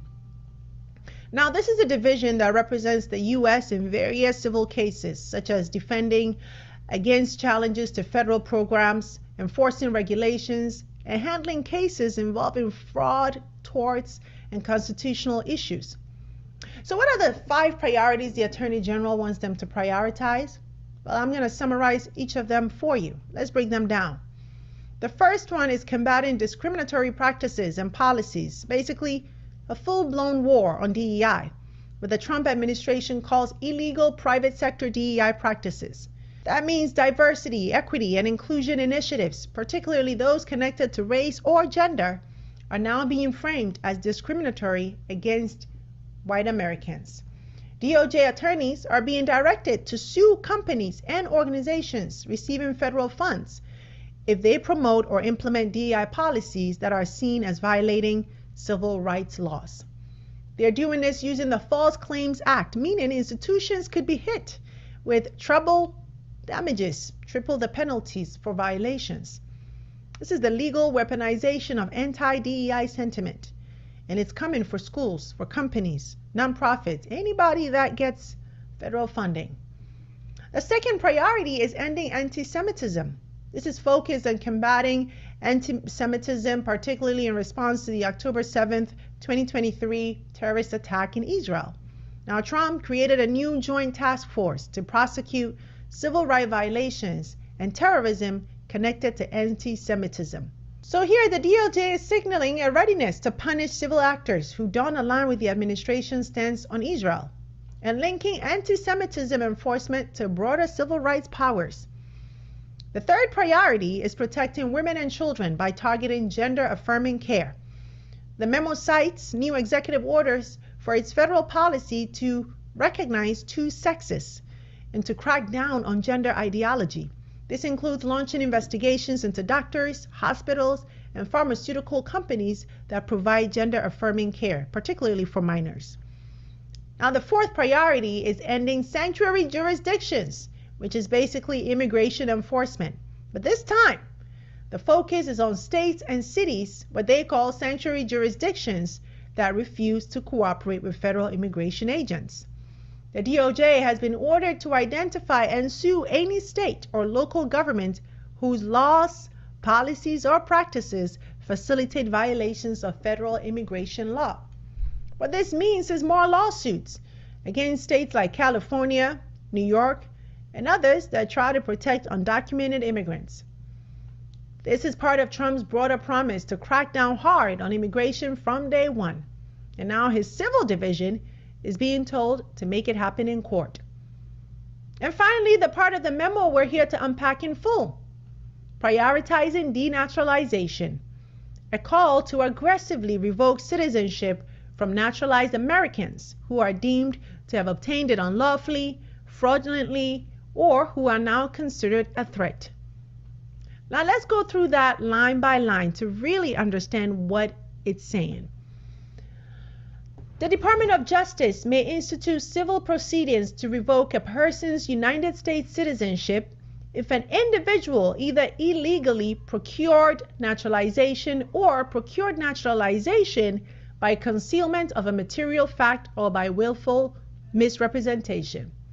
The benefits of civil denaturalization includes the government's ability to revoke the citizenship of individuals who engage in the commission of war crimes, extrajudicial killings, or other serious human rights abuses, to remove naturalized criminals, gang members, or indeed any individuals convicted of crimes who pose an ongoing threat to the United States, and to prevent convicted terrorists from returning to U.S. soil or traveling internationally on a U.S. passport. At a fundamental level, it also supports the overall integrity of the naturalization program by ensuring that those who unlawfully procure citizenship, including those who obtained it through fraud or concealment of material information, do not maintain the benefits of the unlawful procurement. The Civil Division shall prioritize and maximally pursue denaturalization proceedings in all cases permitted by the law and supported by the evidence, to promote the pursuit of all viable denaturalization cases available under Title 8 of the United States Code Section 145, and maintain the integrity of the naturalization system while simultaneously ensuring an appropriate allocation of resources. The Civil Division has established the following categories of priorities for denaturalization cases. Okay, so let's pause for a second. For most people, citizenship is the finish line, right? You go through the paperwork, the background checks, the interviews. You stand, hand over your heart, and you take that oath. You're told you belong now, and you're one of us. But this memo flips that script. Trump's DOJ is making it crystal clear that citizenship is no longer permanent if you weren't born here. Now let's be clear. Under U.S. law, the government already had the power to revoke someone's citizenship if it was obtained fraudulently. But those cases used to be rare and extreme. Now, the Civil Division is being ordered to maximize and prioritize denaturalization proceedings in all cases permitted by law. And they've listed 10 categories of people they're targeting, many of them very vague and subjective, which is really where the problem lies. Let's break them down. The 10 target categories for denaturalization. 1. National security threats, including people tied to terrorism, espionage, or export violations. 2. Human rights violators, including war criminals or those involved in torture. 3. Felons who hid their crimes, if you didn't disclose your felony during naturalization. And 4. People who lied or used corruption to become citizens, even if their lies were decades old. Now, these 4 categories are already covered under the law, so nothing new here really. But then we get into the categories that reflect new prioritization and possible legal gray zones, where denaturalization was previously rare or not pursued systematically. Gang members and cartel affiliates, past or present. Gang membership alone, without proof of fraud in the citizenship process, was not typically grounds for denaturalization. So Trump's memo prioritizes it as a trigger, regardless of how long ago or whether it was disclosed. And then violent offenders, human trafficking, sex crimes, or other violent acts. Committing a violent crime after becoming a citizen is not normally grounds for a revocation unless it reveals fraud in the application. All right, so my fault, family. I didn't forget to cook on the false information earlier about Dr. Claude Anderson. That was me and Unc chopping it up, trying to get him over here to speak about FBA and Pan-Africanism, things like that. So let's go back to this, okay? Let's go back to this. All right, so now let's find out what's really going on. Okay, here we are. You see, it's not hard to figure out what's going on. Okay, what fish are underutilized in Florida but popular in West Africa? Okay, now we're getting somewhere. So West Africa, they say one man's trash, another man's treasure. Well, that's literally what's going on. That's why it's called trash in the sense of they had no use for it. It's not really being sold like that, or even if, they got it, but there's no money there. So they're trying to find out what region in the world, what people in the world look at this as, an ideal meal, like something that they could find in their markets. So Dr. Claude Anderson knew about this, so he wanted to tap into this. He said that we read that in the article. So Florida and West African fishing industries could potentially benefit. Oh, both of them, not one, huh? And this AI, you see it says Google AI mode. So this ain't no infiltration, government spy. What old boy is talking about. And he said he ain't lying. This separates researchers. Now I try not to make a mistake like he did. Like I don't think I would ever be that bad in research. But this says Florida and West African fishing industries could potentially benefit from the export of underutilized fish species from Florida to West Africa to meet the region's rising demand for seafood. So in Africa, in West Africa, there's a region rising demand for the unutilized fish in Florida. Literally, somebody's trash is another one's treasure. While information on specific fish underutilized in Florida but popular in West Africa is limited, the following points can be inferred. So while information on specific fish underutilized in Florida, but it's popular in West Africa. So West Africa, like, yo, bring that over here. So underutilized Florida fish with export potential. So this is going to just break down things like that. So now we got some of the fish. Let's just read some of the fish. Florida's fishing industry harvests over 80 species, right? So 80 species, if there's no demand for it, it's underutilized, therefore it's going to sit, okay? But a preference for mild white fish means many are considered underutilized. So read it again. Florida, so now we know what fish are considered unutilized. Florida's fishing industry harvests over 80 species, but a preference for mild white fish means many are considered underutilized. Examples include whiting, which is big in New Jersey and New York, croaker, which is big in Jersey, gaff top sail catfish, don't know what that is, sheepshead, jolt head porgy is big in Jersey, spadefish, and Spanish mackerel. Okay, Florida's unregulated species list also includes popular sport fish like ladyfish, cerro mackerel, bonito, and jack crevalle.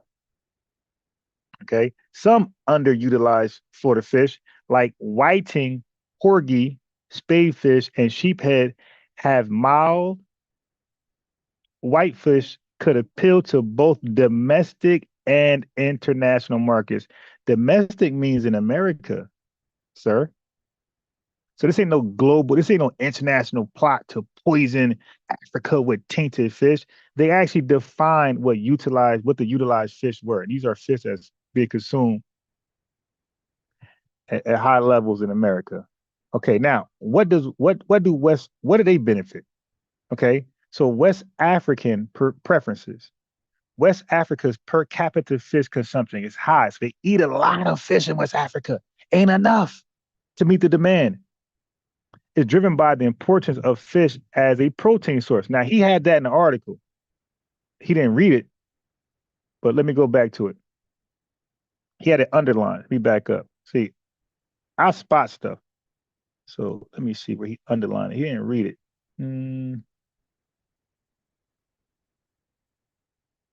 Somewhere in here, he had underlined the fish being a high source of protein. It was right here. I think it was right here. We underlined. Oh, it could have been down here, but he definitely underlined where the fish was high in protein. I think is right here. The top thing by itself. Let's see. Yeah, see? Need source of protein. Wait, why did he draw an arrow here? Need source of protein. So he come up with this conspiracy theory. Now protein is no longer, I don't know what he's doing now. Protein is dangerous. So I told you, I seen that in the article. news source. That's why I would rather read the whole article. I don't want people to read for me. So showing you this article. So I read that part. Popular fish species in West Africa include sardines, and guess what? This is part of that underutilized category in Florida. And anchovies and horse mackerel, often consumed whole for their nutritional value. While these are already popular, other, perhaps less common species could gain acceptance if marketed effectively and introduced through sustainable trade practices. So why are you mad at Dr. Claude Anderson for tapping into this, being innovative? All right, let's move on from there. How about this? Matter of fact, let me put this in the chat. So if y'all do come around some of his cronies, you guys can read this and go wild. Give me a second. Why the hell is my search thing grayed out? 1 second. 1 second, 1 second, 1 second. Okay. Give me a second. So why the hell is my search thing grayed out? 1 second. Ooh, we're here. Oh, wow. Can't put the link in there? Oh, it's too long. Okay, link long as shit. I'm bad. Okay, well, just type this. Just type this. I just typed what the article said, basically, in Google. All right, so now, next. And now this is going to speak about Dr. Claude Anderson specifically. So no longer the difference between underutilized fish and utilized fish. So now we're just in fish for demand or fish in demand. So now we're just going to talk about Dr. Claude Anderson, okay? Because he misrepresented him. So a spokesman for a state federal commission, Claude Anderson, stated that Florida's fishing fleet could potentially supply underutilized fish, often considered trash fish. Oh, so this ain't his quote. He's telling you a quote. He's saying that Florida officials, Florida fishermen, whoever, they're considering. What do you want? What do you want? Okay, so they're somebody else. Come over here. Somebody else is considering this fish trash fish. So Dr. Claude Anderson is using the quote from somebody else. I already explained what quotes are, right? So he's using somebody else quote, calling underutilized fish trash fish. This ain't his words. To Western nations where these species are a dietary staple. So the fish that's called trash fish, but really just underutilized, these are staple fish in West Africa.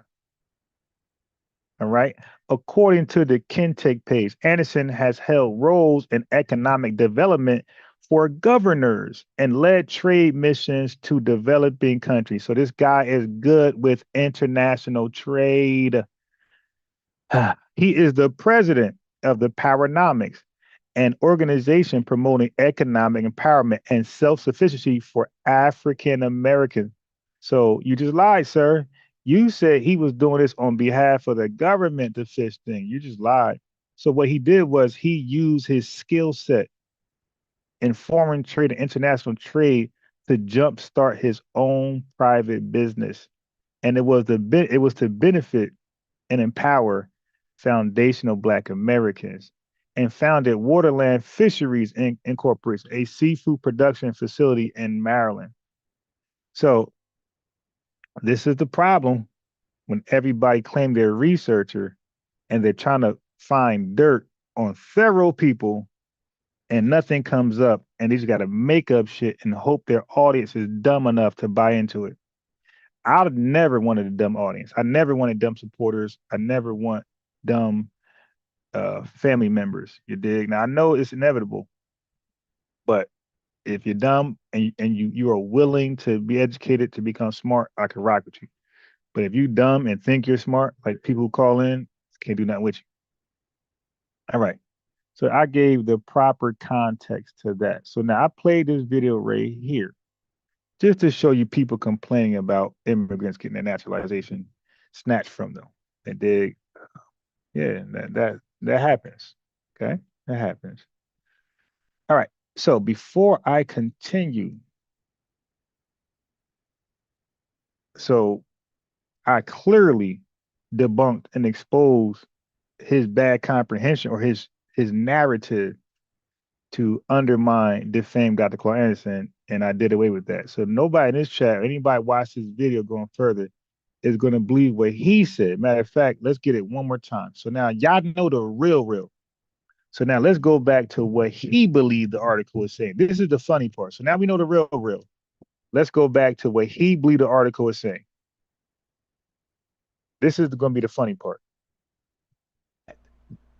This is not the first time that Claude Anderson got into an endeavor about fish. Dorsey.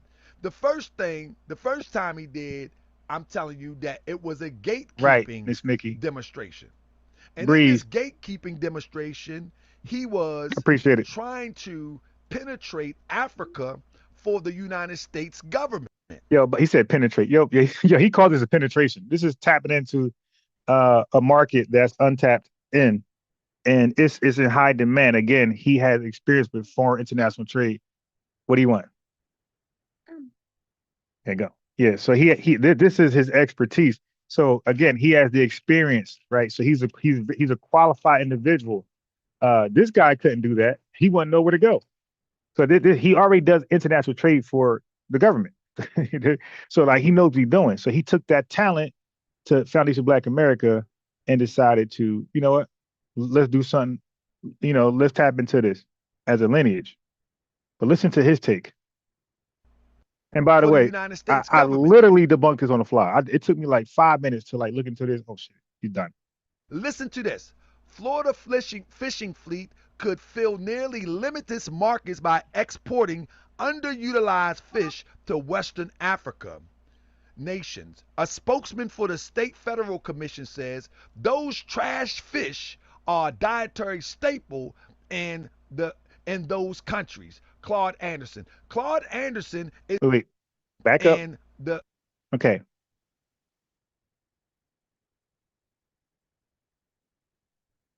Okay. In those countries. Claude Anderson. Claude Anderson is working for the government saying we're going to send trash fish. Hey, yo, y'all get it now? Quote unquote trash fish. Now, he's not going to use the term underutilized. Maybe he can't pronounce it, but he's not going to say Okay, listen, family. The fish is literally underutilized. Trash fish is one's opinion. So right now, you guys can say, let's see what I consume.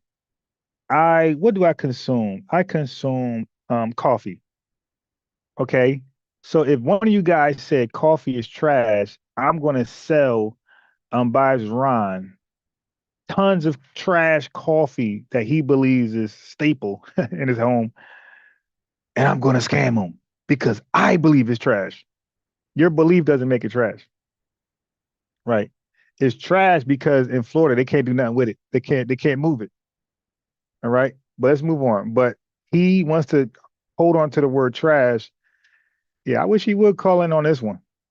Send trash fish to African countries, and we're going to make some money for the United States government. And he's dead serious. This is what I'm trying to tell you. See, the whole thing in a nutshell is this. I'm not making stuff up. I'm not sitting up here telling. Oh, you definitely just did. Telling you this article, and he's being quoted. It says Friday Anderson is. Now you would think he would read the entire article and not cherry pick it. Like you're going to slander somebody, if you're going to defame somebody, you should make sure you're not defaming and slandering on purpose, intentionally. You should read the whole article so your chat can't say, "Hey, nah, you kind of like adding your own little take on this, your own emotion, your own hatred." I would have read the whole article and just highlighted. Like he highlighted stuff, so read the whole article and emphasize on your highlights. That's what I would have done. Is the co-chairman of 5 state coastal plains regional commissions. That's what the guy said that he was a success at. This is what the guy said on Twitter. Yeah, convoluted, exposing the frauds. Are you here? Show him this and article. framing. Exactly. Listen to this. Commission members include the state of Florida, Georgia, South Carolina, North Carolina, and Virginia. Anderson added that the developing nations of West Africa, including oil-rich, he's trying to get oil for the United States. Look, he ran that from you. Yeah, a chat. Now he just disingenuous.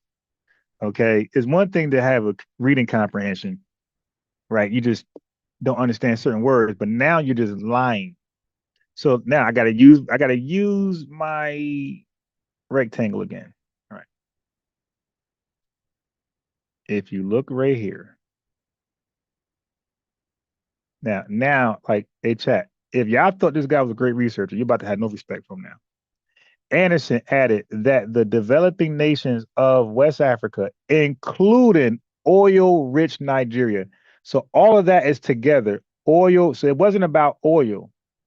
He just pointing out that this country is oil rich, are virtually unexplored by U.S. business. So he's saying America do not do enough business with Nigeria and West African nations. So he's saying, hey, Black Americans, Foundation Black Americans, let's do this. There's an industry that's untapped.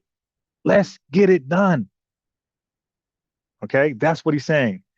But he looks at oil rich and thinks the article is now about oil. Yo, that is wild. That is wild. That is a gross misinterpretation. One more time.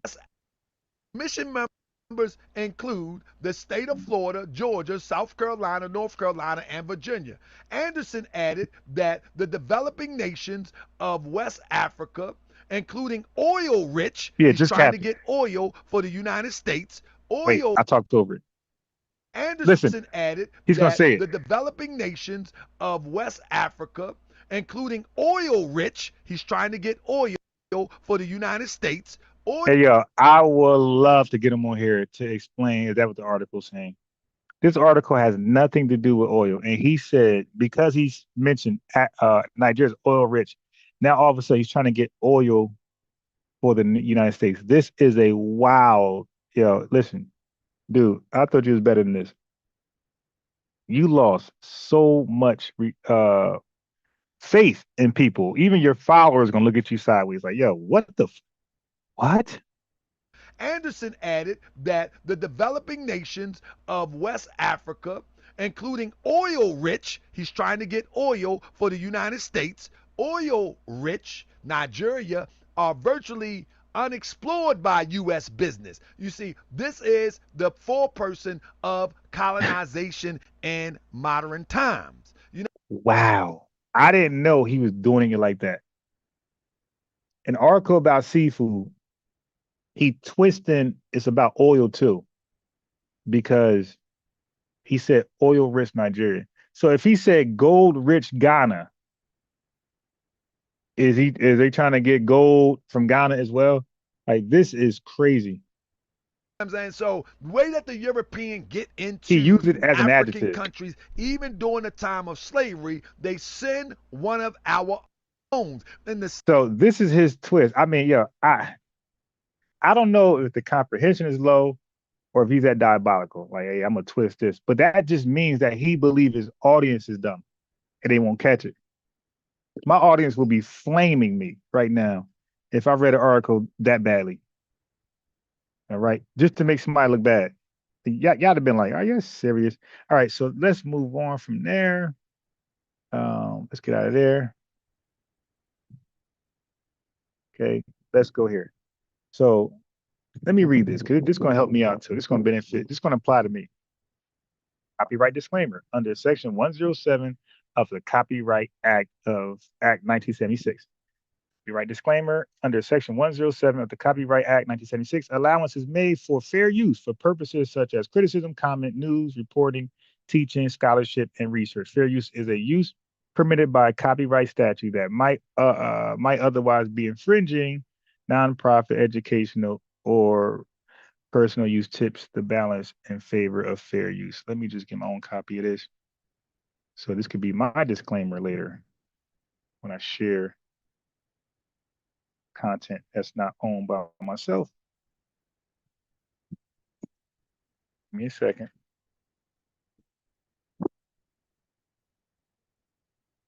Okay, so now I got it. Cool. All right, let's go.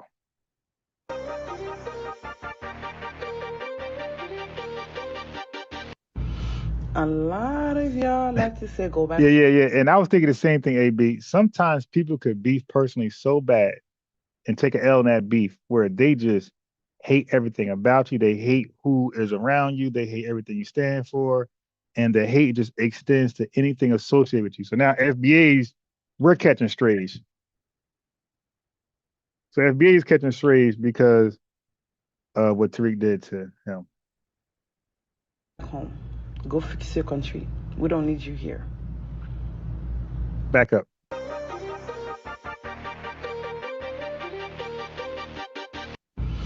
A lot of y'all like to say go back home. Yes. Go fix your country. Yes. We don't need you here. Right. Haiti will not forget. We will not forget. One day we will rise again and we will not forget. Oh, ma'am. If you don't take our advice, you're not rising again. In order to rise again, you got to take our advice. We're saying go home and fix it up. That's not going to happen if you're not home fixing it up. So it's impossible for you to rise again if you're not home building it up to rise again. Okay? So one more time.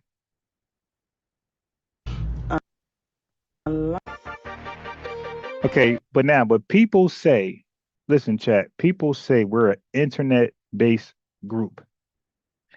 She ain't taking it that way. What about that so-called doctor that was earlier, that I played earlier? If we're just an internet-based group, then why are these guys making reactions and videos calling us out? They're taking us very seriously. This chick threatened Haiti on us in voodoo. A lot of y'all like to say go back home. Go fix your country. Right. We don't need you here. When you're disrespectful. Matter of fact, ma'am, we're talking to the Tether class, by the way. When we say that, we're not talking about all Haitians, all Africans, or whoever. We're talking about the Tether class. So don't try to reframe our position. Haiti will not forget. We will not forget. One day we will rise again and we will not forget. We won't forget. Maybe y'all forgot that if it was not for Haiti, your ancestors would not have been freed. Haiti's Yo, what the? All right, listen, chat. I'm getting tired of this narrative. Family, we were not freed through a rebellion. Okay? We were freed because we literally fought for our freedom. We killed for our freedom and we got killed for our freedom, but nowhere near the killing we did. Nobody freed us without our involvement, and we did not rebel for freedom. That's what you guys did. As a matter of fact, you are the only blacks, I believe, that got their freedom from rebelling. You're the only blacks. Every other black got their freedom from going independent. And we got ours because we fought too. So we could say the only blacks to fight and win their freedom were Haitians and Foundation Black Americans. But we didn't rebel. We went to war. See, a rebellion is catching folks off guard. So if y'all want to get technical, we really don't respect that. We fought in a planned war. Family, we fought in a planned war. Both sides were thoroughly prepared for the action. You caught people off guard that were in the minority. You guys outnumbered them 100 to 1. And you're bragging about it. When we fought, it was 50-50, you dig? You guys outnumbered 100 to 1, and you're bragging about winning. It should have never been that long. That should have been a 2-day-old war. Okay, so miss us. Okay, your rebellion had nothing to do with our freedom. Our freedom came what? 61 years later? Are you serious? We won't forget. Maybe y'all forgot that if it was not for Haiti, your ancestors would not have been freed. Hey, Roland, is it possible, Roland, before you say that about the Chinese, hey, Roland, is it possible that you are misunderstanding our position? Is it just, I mean, either we just got a bad position, it's easily debunkable, or you guys come over here and you misunderstand it. So what I'm willing to do is I'm willing to talk to you where you can understand it and not misunderstand it. So let me provide the phone number to you. But Roland, you can call in and I can give you our position, or you could tell us what you think it is, right? And then we can go from there. So this is for Roland. So Roland, it's going to be a 2-call process, right? You call in and you enter the meeting ID. Right. So here you go. This is for Roland because I believe that Roland is genuine, and I don't believe he's coming here to be a troll. I think he's genuine, but I also think he's just misrepresenting us. I think he might have got our position from IG clips. People, hey Roland, it's possible that people are clipping us, misrepresenting us, kind of like what the dude did with Dr. Claude Anderson, and he's gaslighting you guys to come over here to think we are about something and we're actually not. So Roland, that is the phone number so I could frame our position more accurately. I guarantee you think we're against all immigrants. We're not. We're against the tether class of immigrants. I guarantee you probably got our definition of tether class messed up too. So that is the phone number, Roland. What's up, Jay? Roland, I'm gonna put the phone number 1,000 times in there. A phone call doesn't hurt, bro. I'm not going to scream at you. I'm not going to yell at you. I'm just going to have this conversation with you because you said China don't do this to the Chinese. So what? So who will we be? Will we be Africa? Like, so who will we be in that scenario? Will we be Black Americans from America, or will we be Africans from Africa? Roland. So call that number, bro. Explain to us. Haiti sacrificed itself to free your ancestors, but yeah, y'all seem to forget. France made us pay. America bankrupts us. Wait. Why did you pay for your freedom? See the difference. See now, we never do this because we don't try to, go there. But let's do it. We fought for freedom and got land. You dig? 40 years in a mule. You fought for freedom and had to pay. Like, we don't understand that. Like, we come from two different realities. We fought for freedom and they took it back, but we got something right away. And we got the Freedmen Bureau that helped us out in the system, and we got the Freedmen Bank. So we got rewards and spoils from our win. You guys got debt. See, we don't ever say that publicly because we try to leave it alone. But that's the reality. You fought and got a consolation prize. And I can't even call it that. You fought, won, but caught the L. We fought and won. You did. We got the W. So even our wins are different. We had a planned war where the other side was suspected of us. You caught your people off guard at 100-to-1 rate, and you're bragging about the success. Come on. That's silly. Right, they got extorted. But I need Roland. Roland said, right, Keith Lamont, I need Roland to call in. Let's not act like America didn't have a hand in this, and America still today have a hand in this. So what you gonna do about it? If the American government has a hand in your demise, how do you guys plan on leveling up? Fleeing to America to take part in America's undermining of Haiti isn't smart. It's not at all.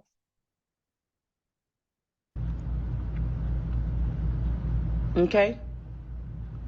Go back home. Go back home. We don't want to be right here. We want to go home. Wait. So why are you here? Wait, hold on. What the? Hand in this. Okay. Go back home. Go back home. We don't want to be here. We want to go home. Hold on. She is in an office Okay, she is a cleaning lady of a cleaning business, right? They employed her. She's in the office cleaning.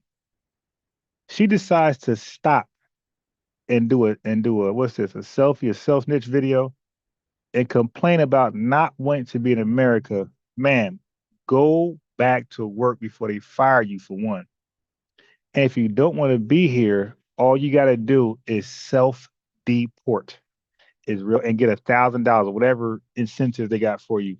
You don't have to stay here. You can self deport.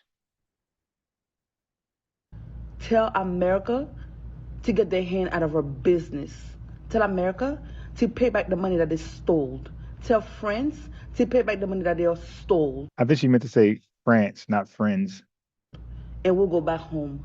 We'll fix it. On my face. Okay, so you're just never gonna go home then.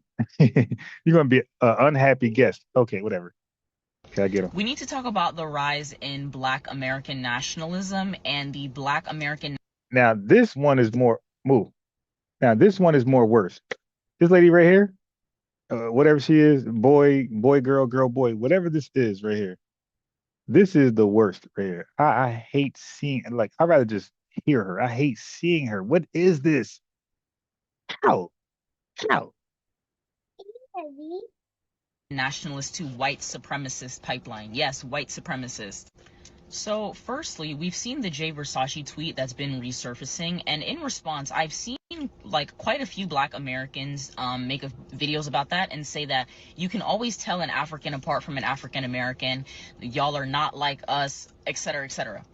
And before I even get too deep into that, I really want to ask you guys, what is the purpose of making that distinction? Why are you guys fighting so hard to make this distinction in 2025? Don't tell me that is reparations, because that's a really stupid answer. And just to speak to that point, Africans are very diverse looking people. Yes, there are people you can look at them and tell they're African, just like you can look at some people and tell, oh, okay, that's a Black American person. But if you go and get Africans who were born and raised in America or who moved to America at a very young age, you probably will not be able to tell. Most of you cannot, because people can't tell with me. It's literally not until you say something or until somebody sees your last name. Yo, did she say we can't tell that she's non-FBA? I mean, so I guess when Tariq talked about the hairline thing, y'all think he just goofing. Man, we can tell for the most part that you guys are non-FBA. They're like, oh. And that honestly kind of brings me to my second point of this whole thing of Africans are cosplaying Black Americans. I don't really think you guys understand how silly you sound when you say this at times, but I think it really does speak to sometimes how Black Americans, when it comes to this particular subject, some of y'all can be a little bit narrow-minded in your thinking, because what do you mean we're cosplaying? If you're born and raised in a country, you're gonna have the mannerisms of people in that country, especially if you're raised in a— Ma'am, those folks I just showed on my screen, they're not from America. They never lived in America. So that just debunked what you just said. You said if you come to a country, you're going to at some point assimilate to the culture of the country, right? But those folks I just showed, ma'am, these folks never been to America, and they're cosplaying. So cosplaying is real. A country like America, where things are typically just straight segregated by race. Like, let's be real. So it's like you're gonna have and adopt the mannerisms of the people, you know, in your community, which for a lot of people— Yeah, but we're not in their community, so why are they looking like this? We're not in their community. They are not in our community. They are in Nigeria looking like that. Who are African but born in America, that's going to be Black American people. Like, hello. And thirdly, which I think is honestly— And by the way, that's bullshit too, because 98% of my students were East Indian. I taught over 1,000 of them. And they keep their Indian culture. They wear all the beautiful colors. They wear the sandals. You have a few who adopt American culture, but a lot of, even the mother and father, they wear their Indian garments. And anybody that's familiar with Jersey would know there's a city called Islin. Islin is 100% Indian. All their stores that's in Islin is Indian garments, right? Even Indian jewelry. So that's a bold-faced lie. Probably the most egregious is I saw a Black American woman on here who was trying to say that what? She said that Africans, Latinos, and immigrants are the new colonizers. Wait. So her shirt says African. She got a whole bunch of Jamaican lines on here, but she said we can't tell she's non-FBA. That's quite literally the term that she used. So now this woman is like trying to go viral on her like IG thing, IG feed for like saying disparaging thing about FBAs because she's getting like likes and stuff. So they're encouraging her. But that's great because we're gonna use your shit for content and clown you. She says that Black American people and she included white Americans. She said Black American people and white American people who've been here for hundreds of years, whose families have been here, who came over from Germany and Ireland. Flea unit. Who built this country? They built this country, and now people are trying to come over here and force their customs on them, et cetera, et cetera. And I saw her in the comments literally liking comments saying white and Black Americans need to stick together. Like, do you see? Yeah, we're Americans and not just Black and white, also Latinos. All right. So you have Latino Americans, you have Black Americans and white Americans. Like, we're better off on one accord than with foreigners who are off code like yourself. Where it's not okay. Like, first of all, do you know what a colonizer really is? Like, let's not use that term lightly. Like, if you are claiming that your family has been here for all these hundreds of years and all this other stuff, girl, you should know the real history of colonization in this country, and you should know the real atrocity that it was, and not. Ma'am, you need to know America was never colonized. We never had colonizers, ma'am. I'm proud of one of the few voices on the net who makes that distinguish. We have never been colonized. Our country had enslavers, slave traders. We're the only country that had that actually breeded FBAs to become slaves, born slaves. You guys didn't do that. You guys were sold as slaves, but then it stopped. You guys were able to have babies and get, all type of stuff going on there. And you were colonized. I mean, you were forced to extract your resources to a white man. Okay? That never happened over here. They made us breed, right? And we worked in enslavement the whole time. They had slave codes, slave rules. So people were bought and sold over and over and over. So that buying and selling practice that happened with Africans and white people, it continued in America. It did not continue in the islands and the continent. Okay, the buying and selling stopped. That's the difference. Try to compare people who are literally coming over here peacefully to try to seek a better life for themselves, the new colonizers. That's very audacious and nasty. Immigration is not perfect. There's illegal immigrants who do terrible things, but that is not the overwhelming majority of people. So for you to be using, we never said that kind of rhetoric, especially as a Black. All right. So we got a call in. Caller, how are you? Are you talking to me? Yes, talking to you. How are you? Okay. It said I was in the green room. Okay, I just want to ask you a question. Yeah. Now, are you? What was your name in the chat? I'm not in it. I was watching from the cloud. The mother plane?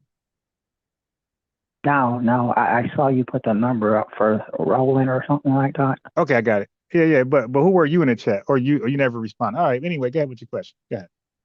Yeah, I just wanted to say that nice live stream, but you talk about Africans cosplaying. I guess your name is FBAs, but don't FBAs cosplay the white man? You got the white man name, wear the white man clothes, white man shoes. Don't you? If you're gonna use that criteria, wouldn't you be? You blacks cosplay the white man? Okay, so let's start from So let's start with the first part. You said we say Africans cosplay FBAs. Is that true or false? Yeah, I agree. If you're going to use that criteria, okay, then you cosplay the white man. Okay, hold on. I didn't ask about the criteria. I just asked you, was it true or false? Well, it depends. Some Africans in Africa live a very tribal life. They don't want anything black. Wait. Did we? Hold on, slow down. Did we ever say every African cosplay is FBAs, or we said some, and we point out the actual some? So we actually show, like on my screen, case in point. Do we do that, or we say so? Do we prove our point, or did we just say generically, or just absolutely all Africans do it? You just lied, right? Yeah, you made a mistake, right? Some FBAs cosplay Africans. You know, they wear dashiki and everything. So hold on. If you're going to get some. But hold on. Listen, I already know you're not white, but look what I'm saying to you. Because today the show is called Comprehension. So you gotta listen to what I'm saying to you. I heard you out. You gotta listen to me now. I just asked you, was it true? I asked you again because you ran to say all Africans, and now you're saying we cosplay them. Is it true that Africans cosplay FBAs? That's your opinion, yes or no? Yes, some do, not all. Some do. Okay, you keep adding. Okay, now I gotta say this now. Did we all ever say all did? I don't know, sir. I'm just calling and saying that you're saying that Africans cosplay FBAs. Okay. All right. So now that guy voice sound familiar. He sound like a guy who called Tariq Radio. Right. We know you're not white. All right. So now the reason, chat, is why I wanted him to confess or not that Africans cosplay FBAs, because I know a Pan-Africanist would never admit that. I know a Tether would never admit that. So that's why he wouldn't admit it. So I know he's most likely a Tether Pan-Africanist or just a Pan-Africanist. So there's certain questions you can ask people and you know they're never going to answer yes or no. Like, for example, I can tell when somebody's a conservative or white racist by just asking about the IQ test. Right? You see, Kwame said, now that's bullshit. As a Pan-Africanist Tether, but American Dream says it's true.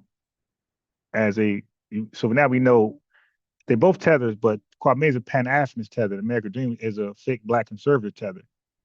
You see, so certain questions that they answer yes or won't answer at all, you can tell their position.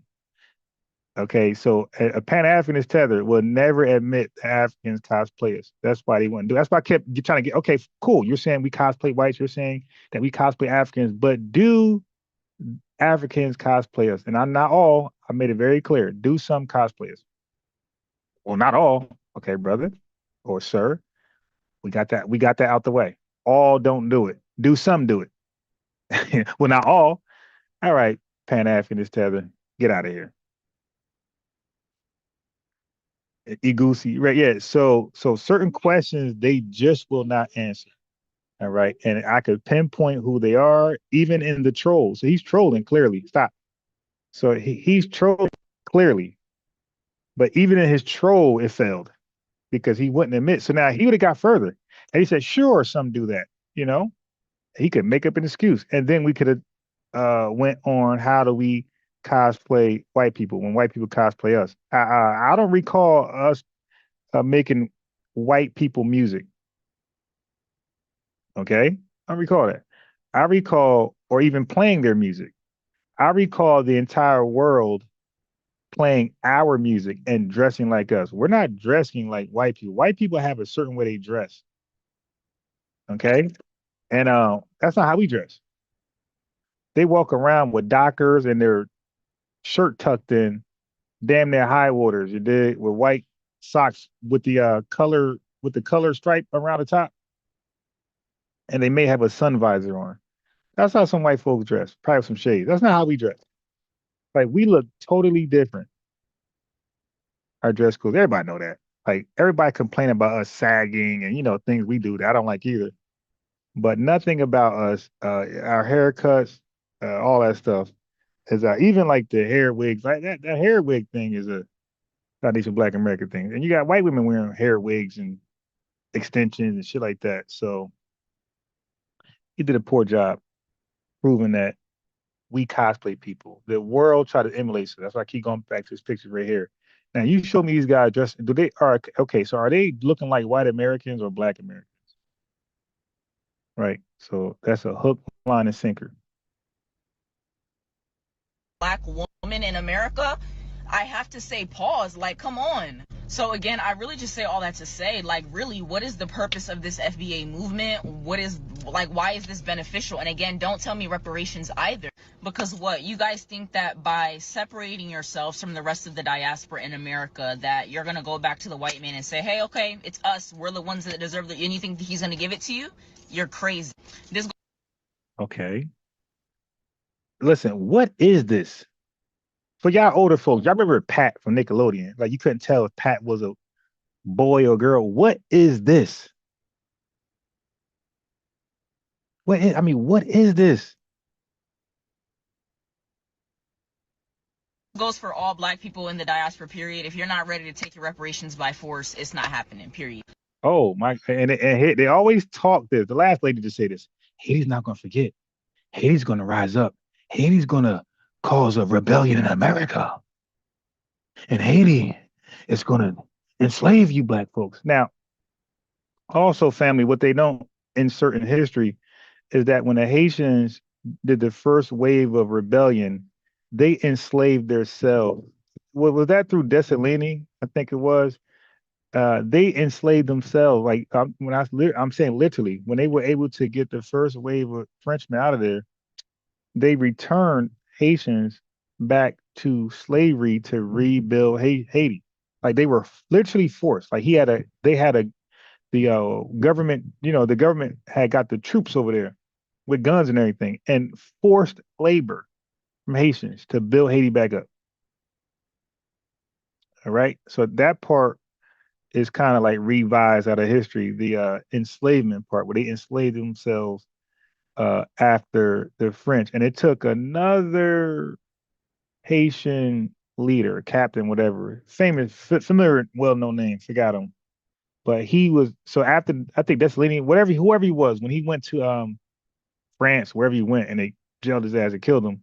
The next guy to rise up, y'all can help me out with the names. The next guy to rise up had stopped that enslavement practice by the Haitians themselves. You did help me out, chat. What are the names? Yeah, fearmonger stuff never works. That's some liberal tactic. Peace, bro. Yeah, the fear tactics. Okay. I can't stand looking at this. I don't know what this is, but I don't like it. So again, just why are y'all doing this? What's the purpose? What's the agenda? And you know what I'm gonna say? What don't nobody want to say? We don't eat African food like that. African food ain't good. African family, I'm sure there's some riders out there and there's some tethers, but I hardly ever tasted some African food. It probably been by mistake. It's not that it tastes disgusting or it's unpleasant to my palate. I just don't. It's not on my menu. It's not on my mind at all. Jamaicans. Once it depends where I'm at. If I'm at work and like there's, because y'all be convenient as hell when you at work. There's always a Jamaican store somewhere. Hey, get some food. Some of it be good, some of it be nasty. So every Jamaican restaurant is different. But when I'm home, I mainly just cook all my food. So that's my testimony. Like, I rarely eat anybody food. Okay. I usually cook, and then when I'm too hungry to cook, come live all day like right now, then I might order some pizza or something like that. But I normally cook or make or prepare my own food. Black people eat Jamaican food. Hell, we'll eat Indian food, Chinese food before we go buy African food. Africans had to dry goby eat out of Renaissance necessity. women. Jeez. You know what I'm saying? They didn't have spices and stuff like that over there. And they've become accustomed to eating the way they've been eating. They never changed the fufu nasty as hell. Y'all don't know how to put no seasoning, no salt, pepper. That's another thing. It just be spicy. She's right. Like even in the Jamaican restaurant I go to, there was one in South Carolina that my sister ordered from that was very, very, very, very good. And that was probably one of the few Jamaican restaurants I could ever say satisfied my palate. Now I got some some Guyanese friends that could cook very, very well. I like Guyanese food probably better. Okay, yeah. So if I had to eat like an island food, I would probably want it from some Guyanese people. I've seen something in the chat. I had Ethiopian food once. It was awful. Never try any African stuff again. Frida Claxton. Okay, so Frida, I'm gonna throw a wrench at you. Pinky, I see you. Frida, I'm gonna throw a wrench at you just like the video, please. Thank you. Yeah, yeah. So, but so yeah, when a Jamaican can make Jamaican food great, it's gonna taste great. But they all are not great cooks. They all don't have great restaurants. So it's like a roll of dice. If you're unfamiliar with the land, it's like Chinese food. Like you'll miss more than you hit with Chinese. Yeah, but yeah. So, but I can imagine like Brooklyn probably got better Caribbean restaurants. I can imagine. But Jersey, it ain't that easy to find a great Jamaican spot. It's good. Bro, put some butter over the damn fufu. Y'all food is too bland.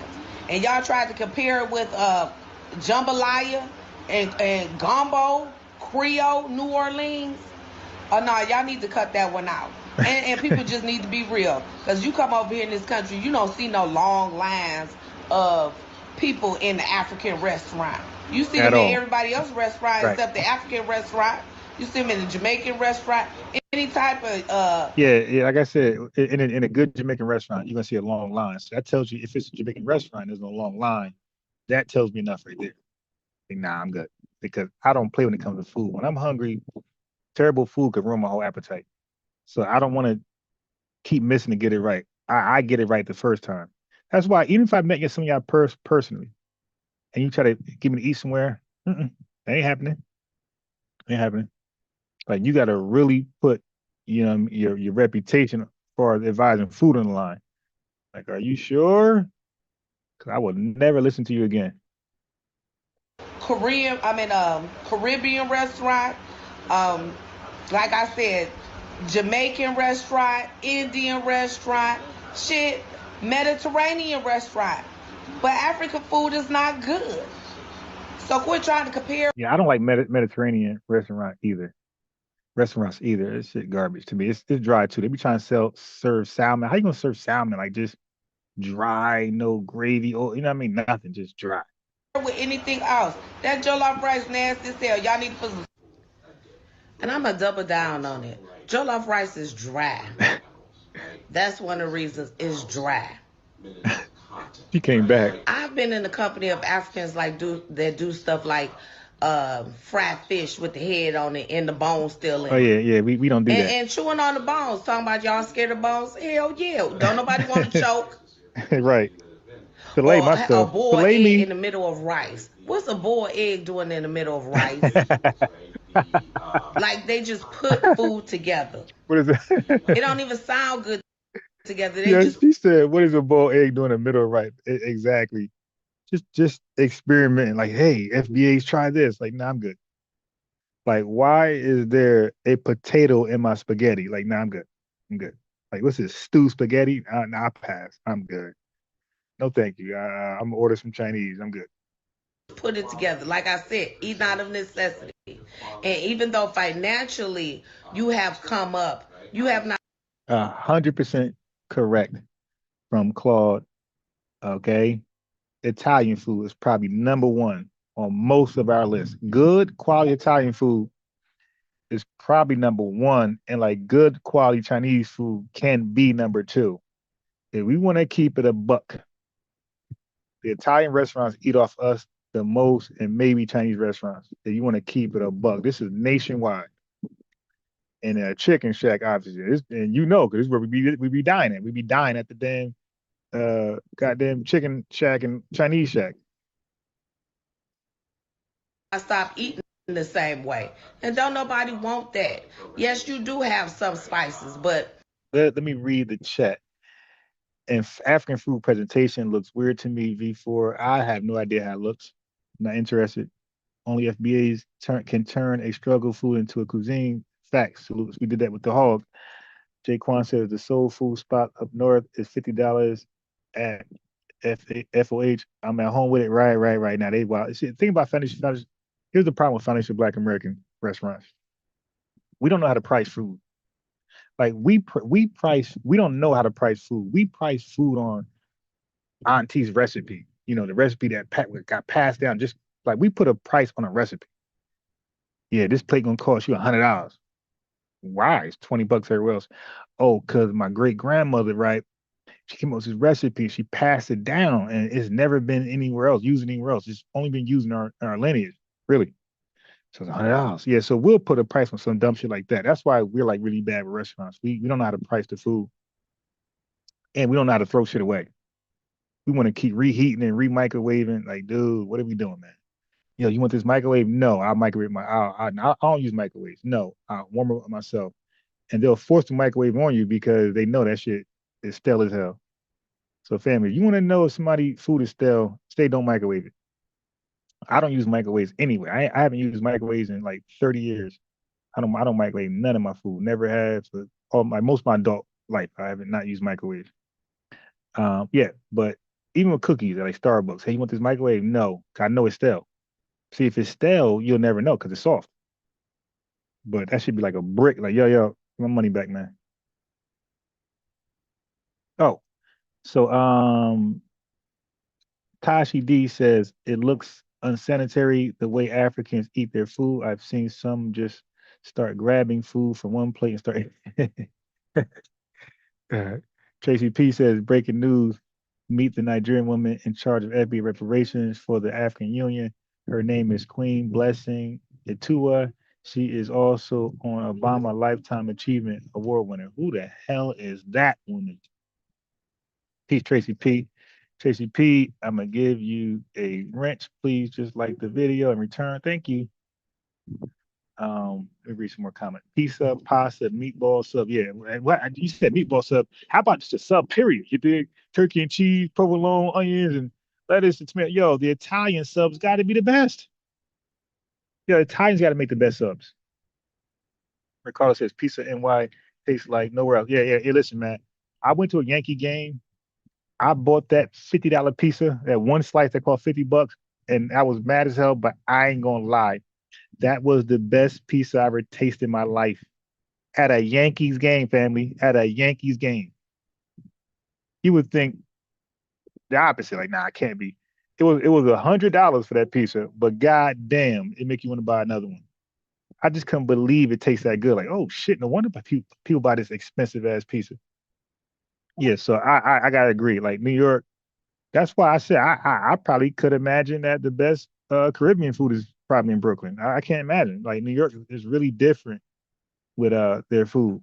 So I can imagine a Mexican restaurant, probably the best ever. Definitely can imagine that. And she's a connection to Obama. Wow. Yeah, she has a connection to Obama. Yeah, that's interesting there, Tracy. We gotta look into that. Send a link. You got a wrench. Send a link so I can look into that. Pinky Wells says no microwave and you will eat better. Right. I don't do the microwave, and I'm not microwave shaming. I'm just saying for me, and I might be tripping. I might be pseudo, but I'll pass. I don't like the way when they heat stuff up. In my opinion, it overheats. It be hot as shit. I don't want no food that damn hot, and then the heat goes away so fast. Like for example, when I buy coffee, Starbucks or wherever else, the way they heat the water up, to me, the heat never lasts long. When I make my own coffee, like I do on a regular basis, I use boiled water. When I boil the water, right now, I've been sipping this coffee. Now I do it's in an insulated cup, but I'm not closing it all the way. I've been drinking this coffee since 10 a.m. It's a large. That's a case in point. This is what boiled water does. The heat just be there way longer. It seems like that to me.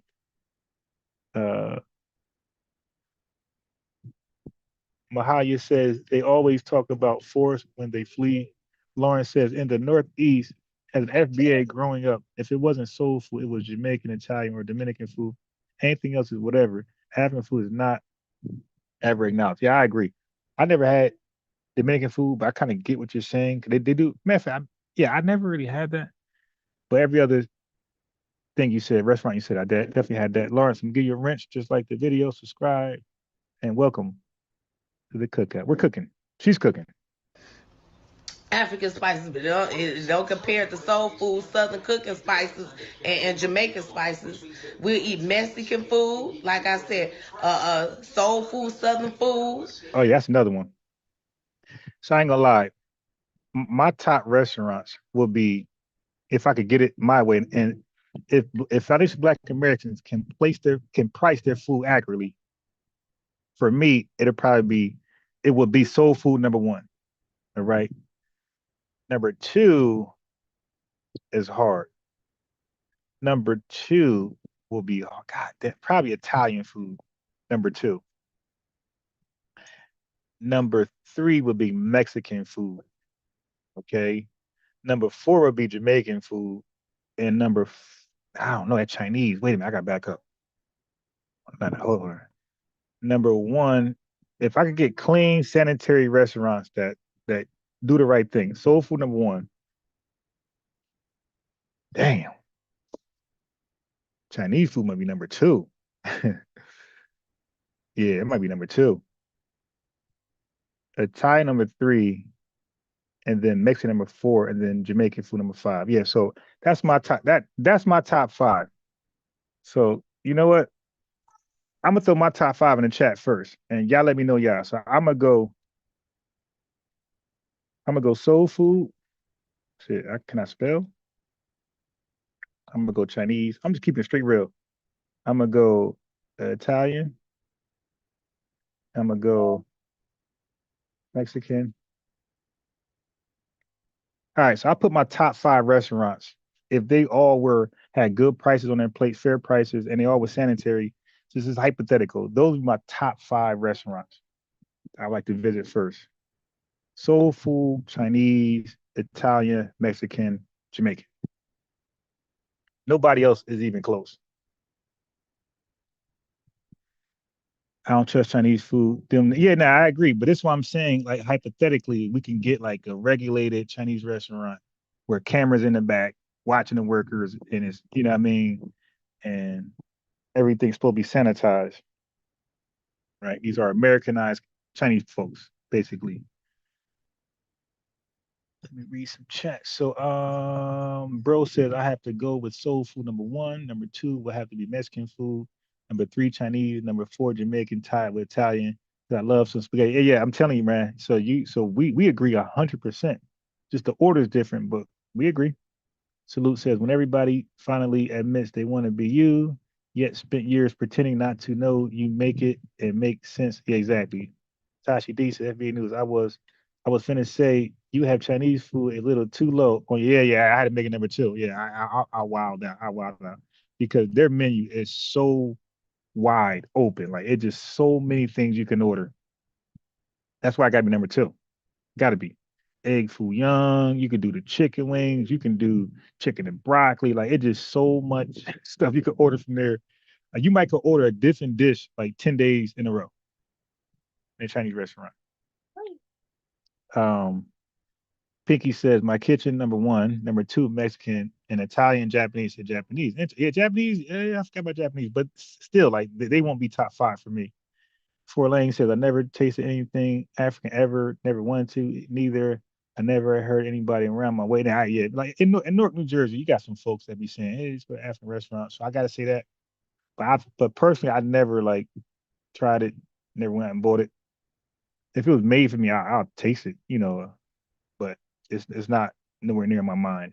Ricardo says, me, can food is good. Mexican food across the border, much better. And the women looks better too. So Breeze says soul food number one, Italian, Lebanese, Mexican, Korean. Wow. Okay. Thank you. Well says my Chinese restaurant, the kitchen is visible. The kitchen is visible. You are hilarious. Yeah. Claude, you can see everything, right? Claude says number one, soul food, number two, Mexican, number three, Chinese. Yeah, I'm telling you, that's the top five. Hey, listen, we have a consensus. The top five restaurants gotta be soul, Mexican, Chinese, Italian, Jamaican. So Tashi D says my favorite food is chicken wings. So soul food will forever be my number one food to eat. Ricardo says in Mexico there's no such thing as burrito. Really? I don't believe that, bro. I got to Google that shit. Claude says I forgot about Japanese food. Yeah, Japanese could do their thing. They got some fly ones in Jersey. That was me and my boys had like a nickname for it. I forgot what I should say to him. Oh, I just say I'm going to. I say I'll be right back. I'm going to Japan, something like that. And he knew where I was going. So Frida Claxton says soul food, number 1. Number 2, Cajun soul food. Damn. Number 3, Jamaican. Thai. Oh, yeah. I got Thai would be my number 6. Thai is over Japanese. So it'll be Thai 6 and maybe Japanese 7. If I keep going, I forgot about Thai, but Thai can't crack my top 5. But Thai would be number 6. The Thai is like kind of close to Chinese, but they got their own spin. They don't spin to it. Shit, Thai could damn near replace Chinese. So I'm gonna be fair, Frida. That's your name, right? I'm gonna be fair, Frida. I'm gonna say Thai and Chinese together. That's like a tie between Thai and Chinese. Miss Mickey says I prefer to cook at home. I have trusted. Yeah, I don't blame you. That's why most of my food I cook. P. Williams says soul food, Mexican, Italian, Japanese, Jamaican. Okay, so he took out Chinese and added Japanese there. Ty Richardson says soul food, Italian, Mexican, American, and Japanese. Interesting. Okay, so Tracy P says, family, look at this FBA sister channel called Unpacked with Queen Janice, and the video is called Americans Are Being Colonized by Africa. All right, hold on. That sounds like an interesting Thai food, Chinese food, Indian food. We'll eat all those foods, but we're not eating African food. And you can tell that by the restaurant. Nobody's getting rich off African food in America.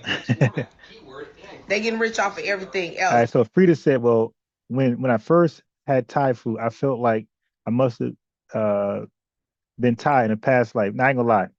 My same boy who went crazy on that Japanese what was it? Japanese like I forgot what it's called. I come up with the name. But yeah, when we got exposed to that, we were going crazy.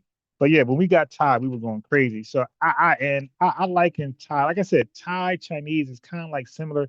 Thai maybe a little more tastier, but they're like far in between. Yeah. Okay. Let's see. Yeah, Thai might be like a fancier. I looked at Thai like a fancier Chinese restaurant. Carl said Thai food is good, but it's hotter than Trinidadian, and that place is fire. Let me get some. So Pinky Wells said Japanese is the cleaner Asian food. I agree 100%. Every Japanese restaurant I've been into, been clean as hell. Bro says soul food. We talking about barbecue, potato salad, macaroni and cheese, peach cobbler, potato pie, soul food. Yeah, that's probably soul food for me number 1. Them damn collard greens, them dang that cabbage. You dig? Like think about it. A Thanksgiving dinner is to me like it is like the epitome of like a soul food restaurant. So I would never take another kitchen over a Thanksgiving kitchen. Okay. All right. Let's keep going. Thai and American food I will never eat again. Pinky, that shit got a fly Korean barbecue spot in New Brunswick, New Jersey. Wait a minute. Where at? We're at New Brunswick. We're at New Brunswick. We're at New Brunswick, bro. That has to be over there by Chipotle and you might be talking about over by Chipotle and Popeyes over there, bro. Or I forgot that street right there. But it has to be over there somewhere by the Chipotle, the same strip Chipotle, that same strip Popeye, like the little club scene. You gotta be talking about over there. I'm not too familiar with international dishes. Lawrence says soul food number 1, Jamaican number 2, Italian 3, Dominican, and then Mexican. Okay. Jake Kwan said I fry all my fish with the heads on it, and I eat the eyes when my family isn't around. I might be half each other. No, you might be half Mexican or Latino. Because the first time I seen that done with Latino, they be so happy when I go to a Latino store and buy fish because they know they're keeping the heads. You dig? So they get to have fish head soup on me. I'm like, y'all should charge out. They be laughing like, yo, because I be like, no, cut that head and keep it. He said half each other. And you have Latinos be happy as hell when we order fish because we're gonna, and again, whitings, we're gonna get the whiting, We're gonna get the bluefish or whatever, and not keep the head. It's like a free meal. They be loving when they see us come in there. They get a free meal. What's up? What else out there? What else out there? So Lawrence, I read that. Pinky said in California, the Hispanics are now cooking the soul food. Wow. Rita Claxton said, I agree that Thai Chinese could be Thai, but Chinese food that we like is Americanized, not authentic authentic Chinese that they can eat at home is. Oh yeah, I agree. Yeah, our Chinese food definitely Americanized, because we know that rats are a delicacy in a lot of those countries. That's a fact. There's a whole video. I mean, it's growing past the Asian countries. Jaquan says soul food, Thai food, Jamaican, Italian, Puerto Rico, what food they got? Nah, yeah, I know hella Puerto Ricans. I ain't never hear of a good Puerto Rican dish ever in my life. Want no meerkats throats for it. Tashi D said, I love watching videos of foreigners eating our food for the first time. I've never came across one that didn't like our food. Exactly. Thanksgiving, I eat a little of everything. If I don't, I wind up like a clump uptown on George Street, heading toward North Brunswick. Okay, wait. Said George. Okay, I know you're talking about. Because George Street heads towards like the bowling alley. All right. Now I'm familiar with that area. You said headed towards North Brunswick. Okay, so I don't know about that spot. Right. No. Yeah. No, George Street. Yeah. George's Road. You talking about George's Road, right? I forgot. Got street, but George Street, one of them. George's Road, George Street, one of them. Yeah. Okay. All right. Yeah, I'm not familiar with that. Is it new? You know, like they did all that over there. Get down. You know they did all that over there like some years ago. All right, let's go. Video. So try to compare yourself to New Orleans Creole gumbo. You crazy. It's laughable, actually. It's actually laughable. Nobody is going to root over your food over New Orleans food. People go to New Orleans just to eat. They go there just to eat. Yeah, by the tracks. You said by the tracks. Yeah, that part I'm not that. I don't really go up there too much. I went there like when I was passing out my signs. But I bought like signs. You know how they be like vote for this candidate. I bought signs to promote my business, and that's like really illegal. Like, well, it's not illegal like that, but it's against some city policies and ordinances. City ordinance. It's a city ordinance, so you can get fined. I used to order like 100 signs and put them all around that North Brunswick area. So that's the only time I went up there is to do that. Like I went there for a different reason. Yeah, but I would go up that far to put out my signs. There'd be like nice neighborhoods over there. But past the white folks, I used to go like around the East Indians. Goes to Africa just to eat. Black Americans, listen, please stop referring to yourself as African American. Here we go. That Pan-Africanism, that whole movement to unify Black Americans with Africans, listen, that's a hoax. They want a destiny swap with us. They want to take our culture and our dollars and take it back to Africa. You see what they did with the Essence Festival. If y'all keep feeding into this narrative that we are all the same, they are brothers and sisters, what's going to end up happening is when it comes time for reparation for what our ancestors went through, not theirs, the ones that they sold, not theirs, what's going to happen is they're going to send Black America's reparations over to Africa. Mm-hmm. And they are not our friends. That's what they want. They are not our allies. And I hope y'all can realize this and wake up. So I'm just going to be real. There's a lot of things happening, right? So with the all right. So I want to, okay, so we seen it all. Okay, cool. On that one. So let's move forward. Oh, this one right here. Oh my God. So now he is the definition of a white Latino right here. Okay, when we say white Latino, we could throw that word around and too loosely. But no, when we say white Latino, that means everything about your outer appearance look nothing like a traditional Latino person. Being arrested for driving with suspended license, all right? Gary.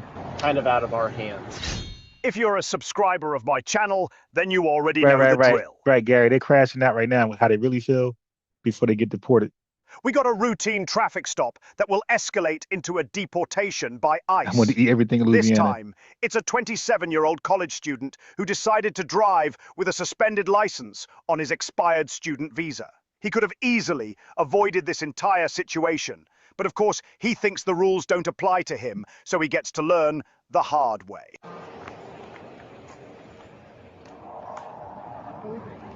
Do me a favor, man. I need you to step out. I got some paperwork for you. You go to the pharmacy. That look on his face says it all. He knows he yes, it messed up does. big time, but that hasn't stopped the liberal media from labeling this criminal as the victim of the entire situation. It's Right. So you see how it's played out, right? And this dude look white as he looks white as Jared Taylor.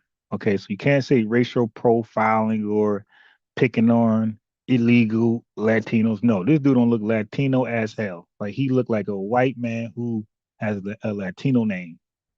seriously getting out of hand. This is good, man. Okay. So, listen to this. What happened? Your license is suspended. Yes, because I'm doing the renew of my visa and stuff here, and I couldn't. Honestly, I don't use the card just because. Let me show you. I have a strain in my foot. Suspended license, expired visa, strain in foot. What Yo, that a bloody hell do any of these things have in common? Just mad. Yeah, this dude said the most ridiculous thing ever.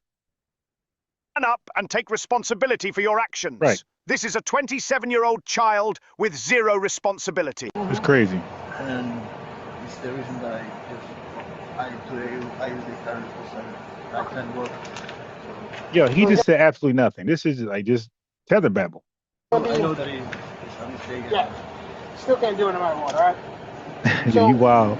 I'm gonna need your fingerprint. Yeah, right? man, You're you getting wild. a citation. I know you got one before. You're gonna get another one today for driving with suspended license. Okay? Did this officer just say this is his second citation of the day? Wait, Bloody nah, hell. he didn't say that, did he? I know you got. So, I'm gonna need your fingerprint. All right? You're getting a citation. I know you got one before. You're gonna get another one today for driving with suspended license. Okay? Did this officer just say this is his Yeah, second so this dude just acting like he's just invincible, like he's undeportable. citation of the day? Bloody hell. I don't have the body camera footage for the first citation. So Ax, you pulled up yesterday when I forgot to shout you out, but you pulled up yesterday when I was just getting off. But I bet it was for something else he could have easily avoided. Read your fingerprint on two of these, and then one of these is gonna be yours. That one's gonna be yours. Has to be taken care of within 30 days. You gotta go to court. It's gonna be a mandatory hearing. You'll see the judge about it, and then they'll take care of everything. Come over here.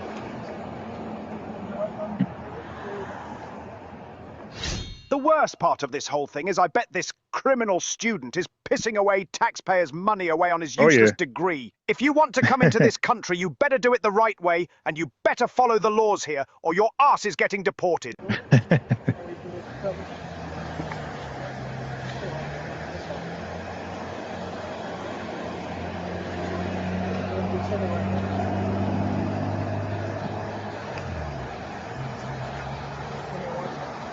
Yeah, he really thinks he's going home with a ticket.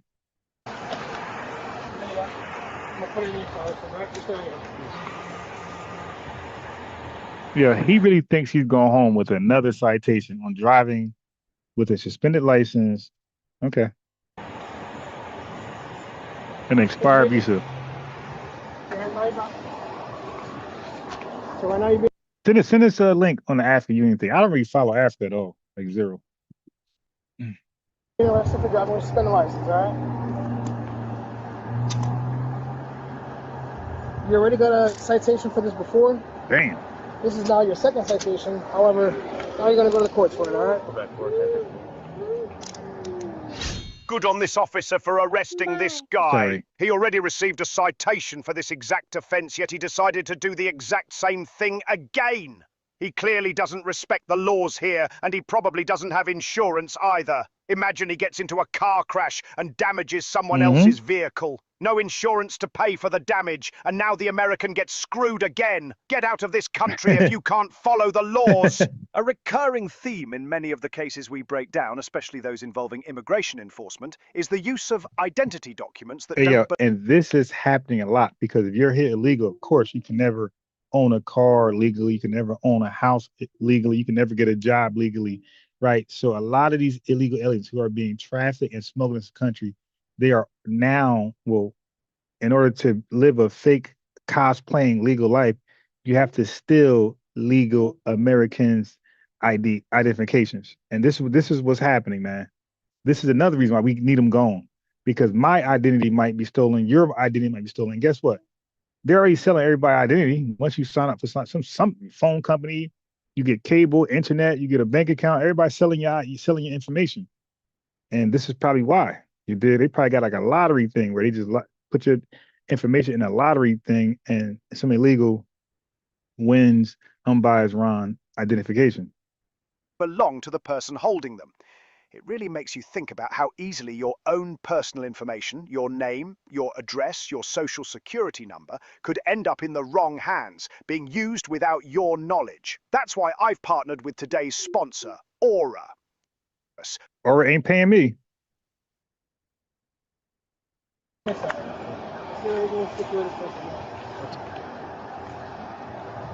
Can she come pick up the car? Oh, actually, no. Can't pick up the car because registration is fine. That's another citation that you're going to get. Alright? You got any weapons on you? No. You got anything that's going to poke me, stick me, stab me? Do you have anything that's going to poke me, stick me, or stab me? Okay. Separate your feet.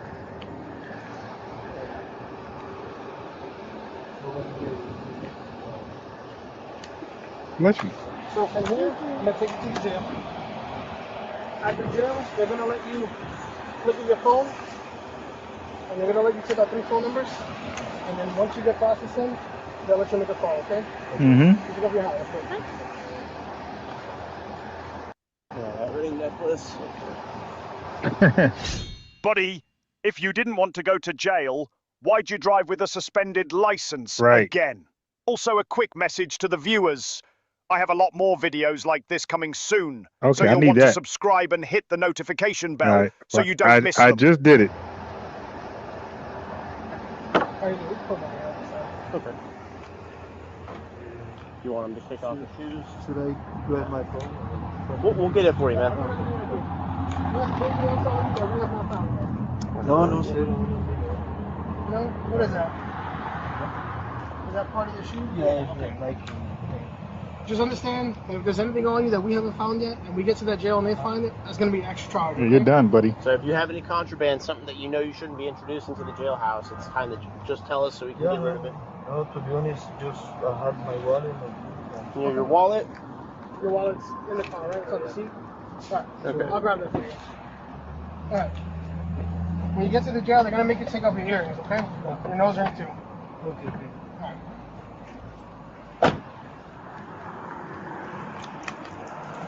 I'll put the gum in his car. Appreciate that. There goes his ability to get another visa, though.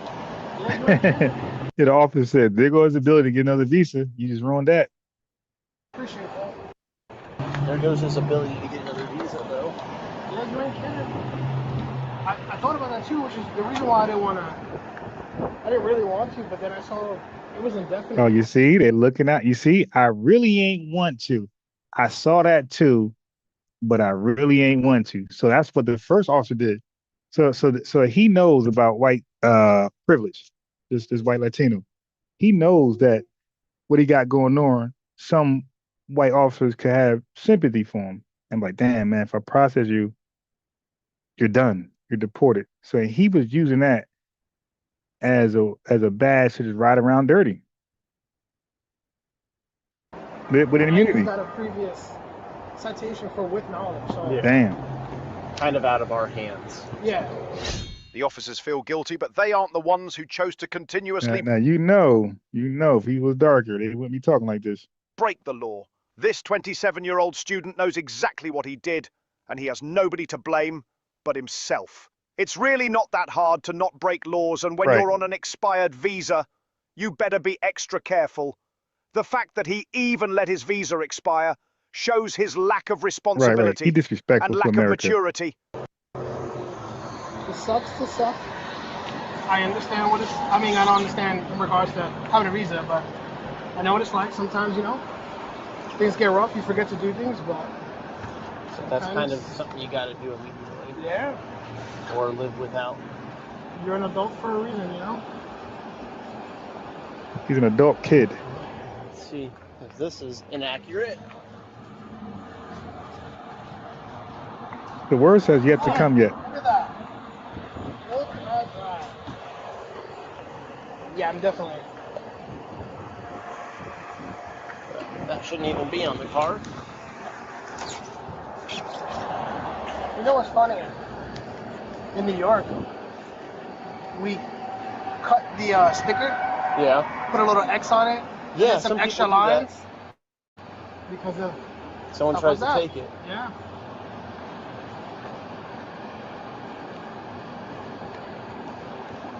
Looks like a note from a child, like a kid. He's got incorrect tags and the a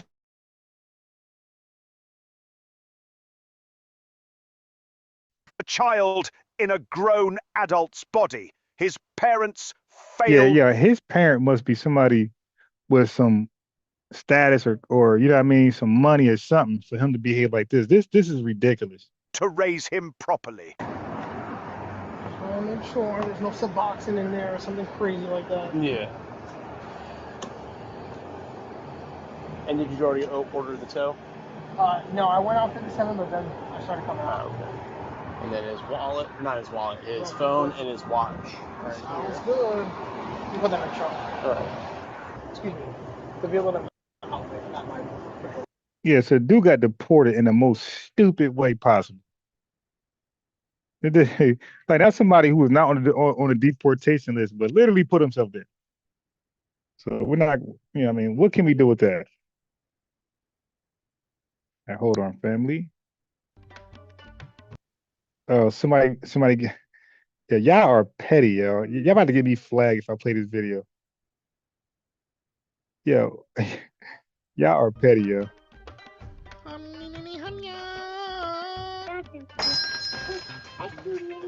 Hey, my brother, you know what it is. This is a robbery. Give me all the money in the cash register. You know how I do. Yeah. Where is the money, job sucker? Oh, no, it's a robbery.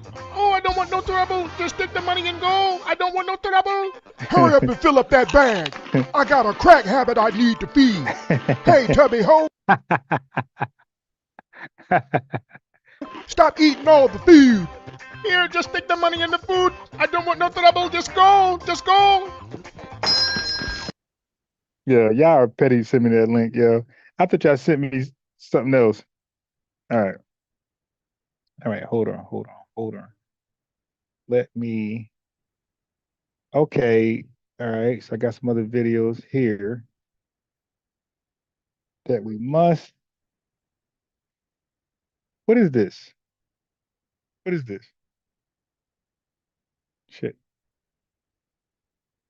Issues. MARTA's general manager has left the transit system. MARTA board members said he returned to his home country as the U.S. tightens its enforcement of immigration laws. Doug Richards is at MARTA headquarters for us this afternoon. Doug, was Collie Greenwood at the board meeting today? Yeah, y'all are funny. Collie Greenwood was not at the board meeting today. FBA. His tenure here in Atlanta, at least as CEO, is relatively brief, possibly unraveled somewhat by national politics. Greenwood had spent much of his career Y'all know how I helping do. to run Yeah, that was a hilarious. bus system and a transit system in Yeah, when you the think he largest can't city get any in Canada, funnier, Toronto. he come with something new. Collie Greenwood joined MARTA in 2019 and rose quickly to become the transit system Look at this. CEO less than 3 years ago. The CEO job came at a tragic moment after the previous CEO, Jeffrey Parker, committed suicide at a MARTA station. God damn. So he made a statement. He took himself out at the MARTA company. That's crazy. Yo, they are that depressed. Greenwood was absent from today's MARTA board meeting. The Chief Customer Experience Officer, Rhonda Allen, ran the meeting, and the board later named her interim CEO. Wait. So are these all immigrants? Like what's going on here? I see all black folks here. Let me look up MARTA. What kind of company is this? Y'all black folks in here. Talking about CEOs, but then they got immigration status problems. The hell is MARTA?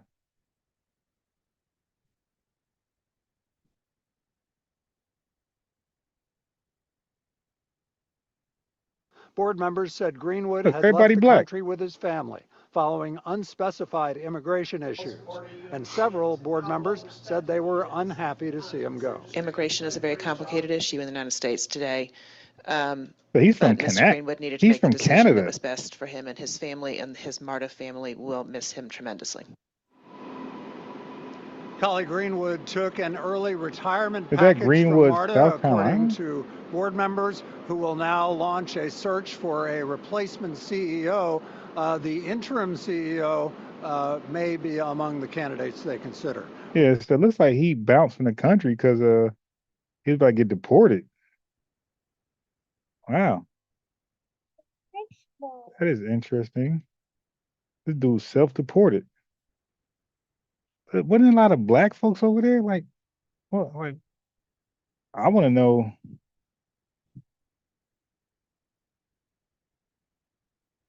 Okay, this is what I want to share with you guys today. Yeah, I want to know his like what's going on over there. As a family, this is what I wanted to show you guys. And when people say, why don't we protest against ICE? There's a hell of a lot of hold on, people guys. other than the First, black Anna. people who were brought here as slaves who came to this country illegally. They're From a not lot the of same as different- black people who were brought here against That's our will. exactly Yeah, she said, she compared slave. Yeah, she said slavery was illegal. First of all, slavery was legal according to America. Like, what law did America break when they brought enslaved people to America? Like, they bought them. The hell? They bought them from the Africans.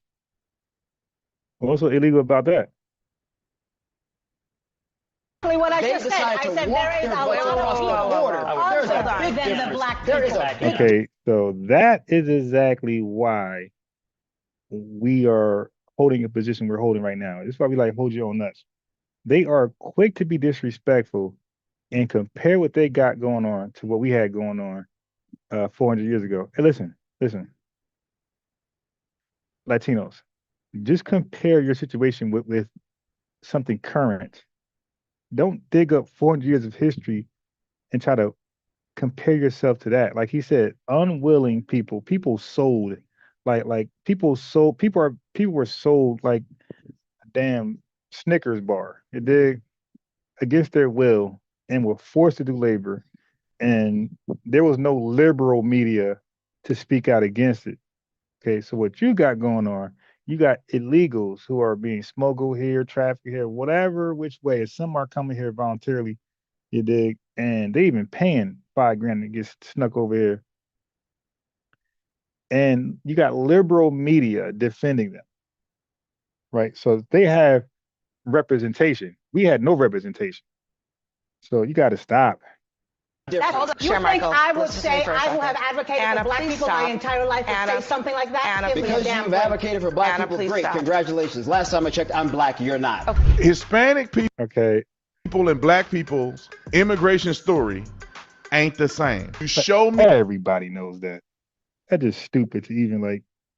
Yeah. So there you go. There go your black and brown coalition. So I want to get to the heat of it.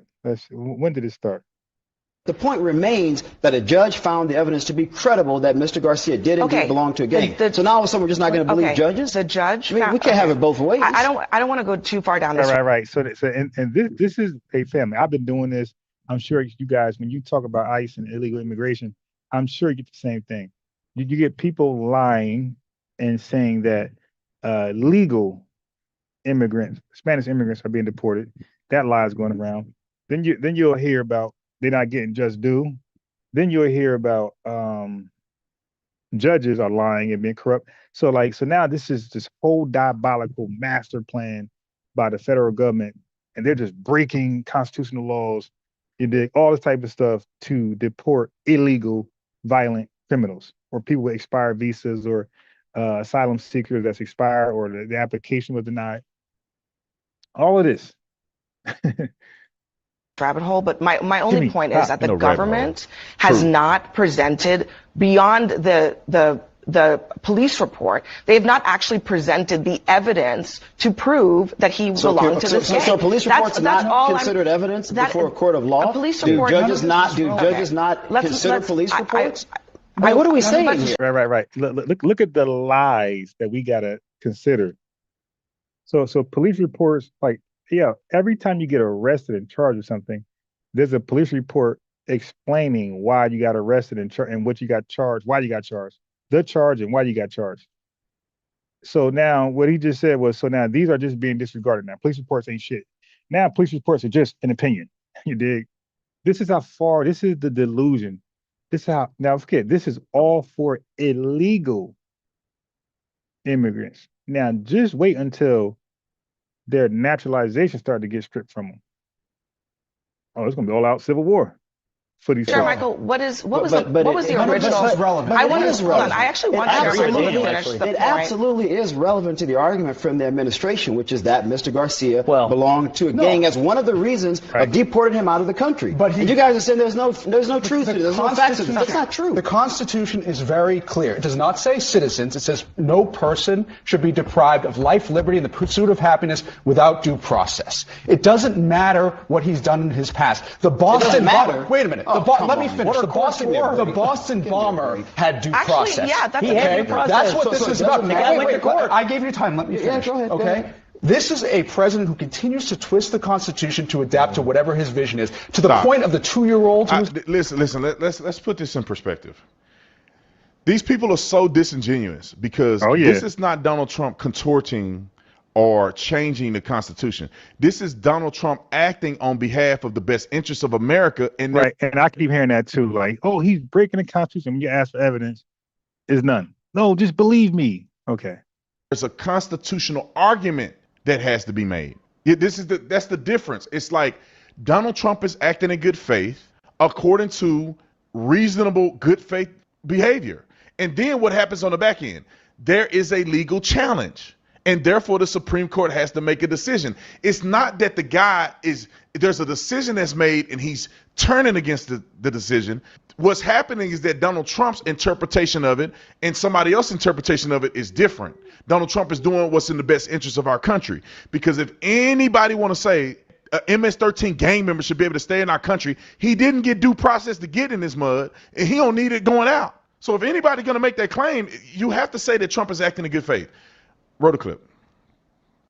2025 IRS tax forgiveness now has open enrollment. It's easy to qualify.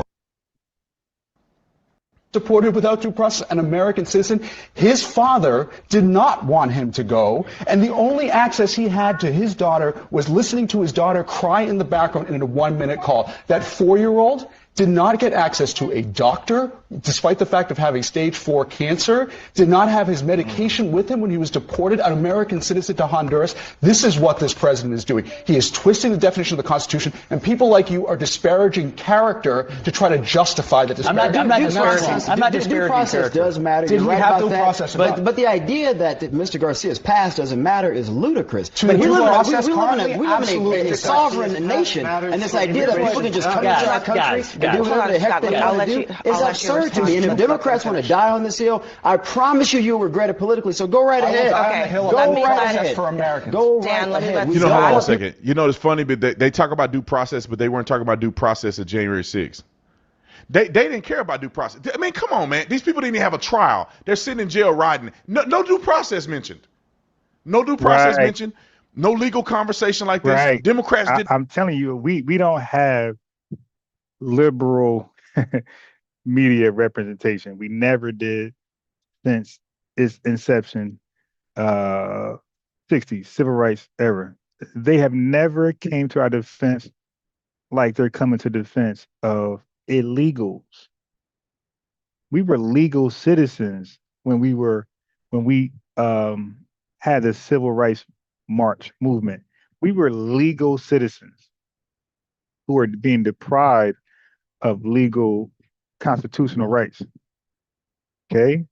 We were illegally being violated by state governments, the American people, and the federal government. And we had no liberal media coverage on our side. We had no conservative, Republican, Democratic media coverage on our side. We've never had that ever. Okay? These guys are illegal. Some of them are violent, and some of them, their just status just expired. Like they shouldn't be here right now. You need to go back home and work it out and come back the right way. Did not say due process no matter what, but they're willing to say due process no matter what on an illegal alien who beat up his girlfriend, was an MS-13 gang member. Shit. This is a hill they will die on. It's not that they want to die. They will be dead on this hill. The American people are struggling right now, and the economy is kicking them in the you know what, and they defending illegals. That shouldn't have never been here in the first place. It ain't like the guy was a citizen. It ain't like the guy came here legally and there was a court process and they're just deporting people who legally are in this country because they don't like them. It's a person that should never been here.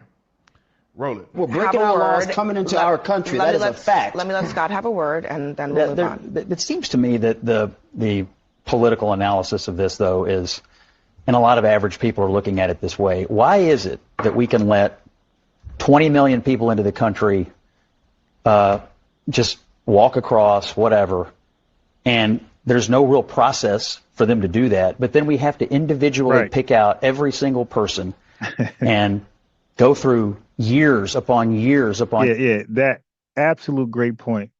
So you get to sneak over here and do illegal stuff, but you're saying we can't sneak you out the country with what you call illegal stuff.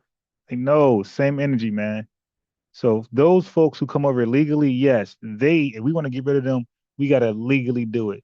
But those folks who come over illegally, no, I don't believe there's no legal process to get rid of illegal. Like, you got to match energy with energy. Years of paperwork and this and that and the other, and all we're trying to do is send them back to where they came from because they came here illegally in the first place. 20 million in with no process. How do you get 20 million out with years and years of people fighting every single case? And that's never going to happen. You're not going to get 20 million folks out of here that way. It'd be 40 million back over here or coming in here. It just be like, they know it'd be impossible to get them out if they went that route. You could cherry pick any case you want.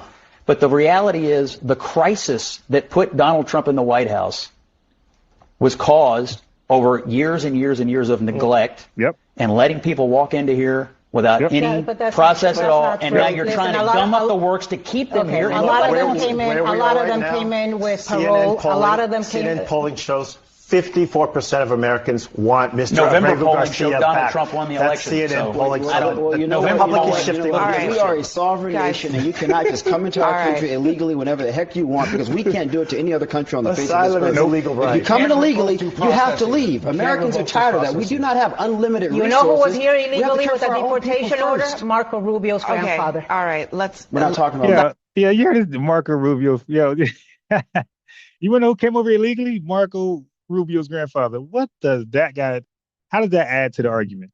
Oh, now we're not? Now that's not relevant? It's not relevant. No, I'm talking about Marco Rubio because Marco Rubio used to be an advocate for TPS for Venezuelans, and Marco Rubio used to be an advocate for Nicaraguans and Cubans. No, I know you're not. This country illegally, you are going home. Simple as that. We do not have unlimited resources. I think a lot of Americans to take care of other people. A hell of a lot of yeah, she has no rebuttal to that. He just simply said very sternly, and very matter of fact, he said, if you come to this country illegally, you are going home. Period. And she had look at her face. Other than the black people who were brought here as slaves who came to this. Oh wait. So this is it. Okay, now this is when she said it. I know I'd get to it. So let me see. We got a family member, Twin Campbell. Peace and welcome to the cookout, to the FBA Adolf lineage cookout. I'll throw you a wrench, like the video, and whoever has not had a chance to like the video, I know y'all on your mobile phones. You dig? I know it's not visible. Just go ahead and stop for a second. Just click the thing down, click like. Let's keep it going. Now, so he just said this. He said, if you come over here illegally, he didn't say Hispanics. Chinese, Asians, Indians, Haitians. He just said, if you is plural, you is also plural now. So that's basically anybody. If anybody come over here illegally, you're going home. Look how she took that. And she was waiting, like she wanted to call him the N-word, but she's waiting for a moment to say this right here. Listen. And she got her moment. Because if the white guy would have said that, well, she would have still said this guy well, who him. If he would have said that, were you still going to say to the white guy, slavery? You were not going to do that. You're waiting for the black guy to say that because you thought he was the most vulnerable. Listen, family. We're going home. Simple as that. We do not have unlimited resources. I think wait. One more time. We got Matthew in the chat. So let me throw you also a wrench, Matthew. It's the FBA wrench. Let me throw you an FBA wrench. Family, just like the video, subscribe. You dig it. Welcome to the cookout. It's the FBA cookout. We're having family time. All right, one more time, family. Illegally, you are going home. Simple as that. We do not have unlimited resources. I think a lot of Americans take care of other people. There's a hell of a lot of Hold on, people, guys. other than the black people who were brought here as slaves, who came to this country illegally. They're not the same as black people who were brought here against our will. That's exactly what I They just said. decided I to said walk there is their a way lot across of the people border.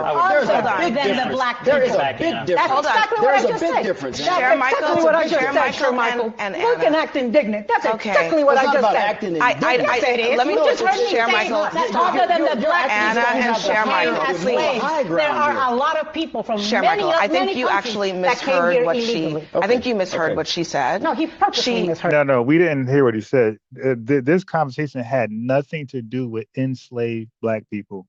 That happened 400 years ago. Why are you bringing up a 400-year-old event? You got to dig up to talk about what we're talking about in 2025. There's no correlation from people that were enslaved in this country in the 1600s and illegal immigrants sneak into the country, or visas not sneaking in the country, but visas being expired and asylum seeker applications being denied, and they got to leave. There's no correlation at all. So there was no room to bring that up, but you did, and you got the reaction you wanted, and now you're going to play victim like she just did.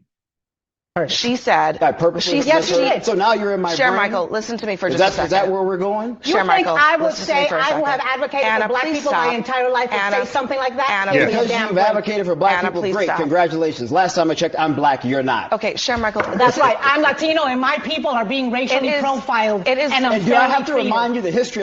Your people not being racially profiled. They are racially being deported because they come from a race, and some of them are illegal, and they caught up with them. You know, I know Biden let so many in, and now it's over. And when Biden when Biden let folks in, it wasn't a permanent thing. It was temporary. It was temporary. Of my people? Share, do I I have want to to go leave? there? No, I don't. Do you really Okay, want to go we're there? gonna and go never break. know the history. Raul, we're going to go to break. Raul Reyes, They thank you got very it. much Set for the joining show us, off. everybody. This is a good one to end on. But just, hey, let's keep it real. Do y'all really want to go down this path? Because black people who were smuggled here or traded here are not the same as Mexican people from the southern border who snuck into our country. These two people are not the same. It wasn't a circumstance. These Mexican people come over here, or whoever is coming from the southern border, they come over here and get benefits. They come over here and get housing. Right. Yeah, let's talk. Hey, that's a good addition. That's a good insertion. Hey, let's talk about that. What that didn't happen with us. We didn't get benefits. We did not have we were marginalized. Like these guys can move to California, Arizona, Texas, New York. They could go where they please. They can buy, they can got the American dollar in their pocket, they could own stuff illegally, but they can own with our identification, our US citizenship identification, but they're owning stuff. And you got sheriffs out here lying, risking their freedom, white sheriffs risking their freedom to make up fake police reports to say they were assaulted so they can get U visas, permanent stay in America. Big difference. It's a big, super duper reach. All right. So anyway, I got some stuff today. All right. So let me bring on the next video. So really, a lot of the videos I'm sharing today was supposed to be for yesterday, but Kwame called in So I put a pause on it. I said, you know what? Let me just do it tomorrow. Because the live would have been just too long had I tried to talk about all this stuff after they were on the phone call for so long. Okay, let's see where we at now. What do I have? Okay, here we go. Okay, so we have a tether explaining. Hold on. Get ready for this one. It's going to be another Tethers crying out about FBAs. Oh boy.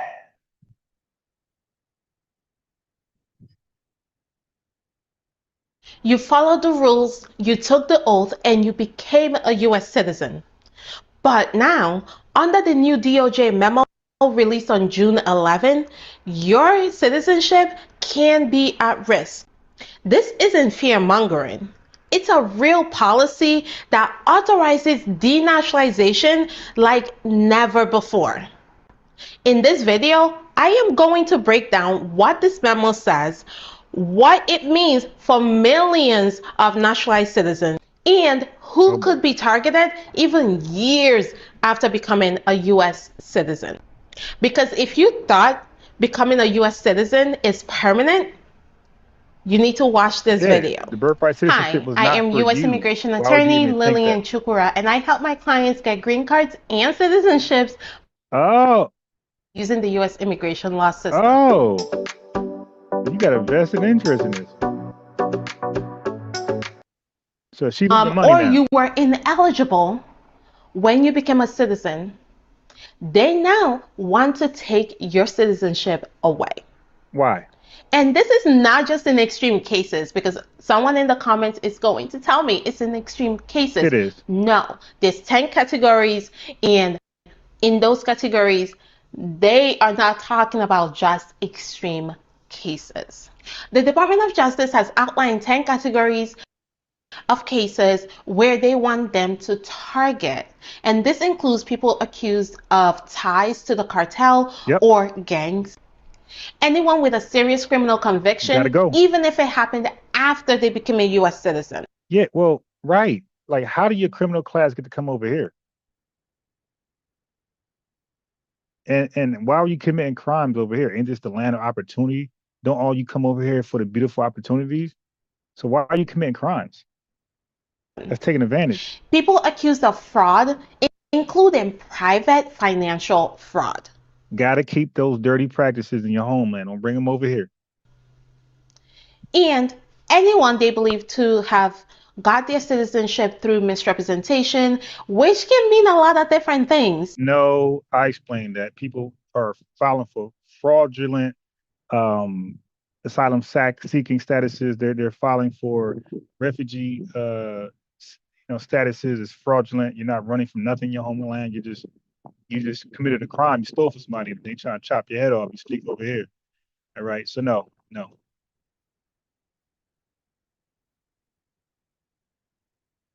Now, here's the part that most people don't realize. Denaturalization has a criminal law element and a civil element. So the Department of Justice is going after people on the civil side because there is no statute of limitation. Right. So you guys run with loophole. You use loopholes to get these illegals over here and become citizens, right? So now we're like, okay, y'all want to play the loophole game? But you're using loopholes to get them over here and naturalize and gain citizenship. Well, we're going to use loopholes to get them up out of here. Cassius Williams, peace and welcome to the cookout. I'm going to throw you an FBA Adolph's lineage wrench. I'm going to say lineage wrench. I'm going to throw you a lineage wrench. All I ask in exchange is to like the video.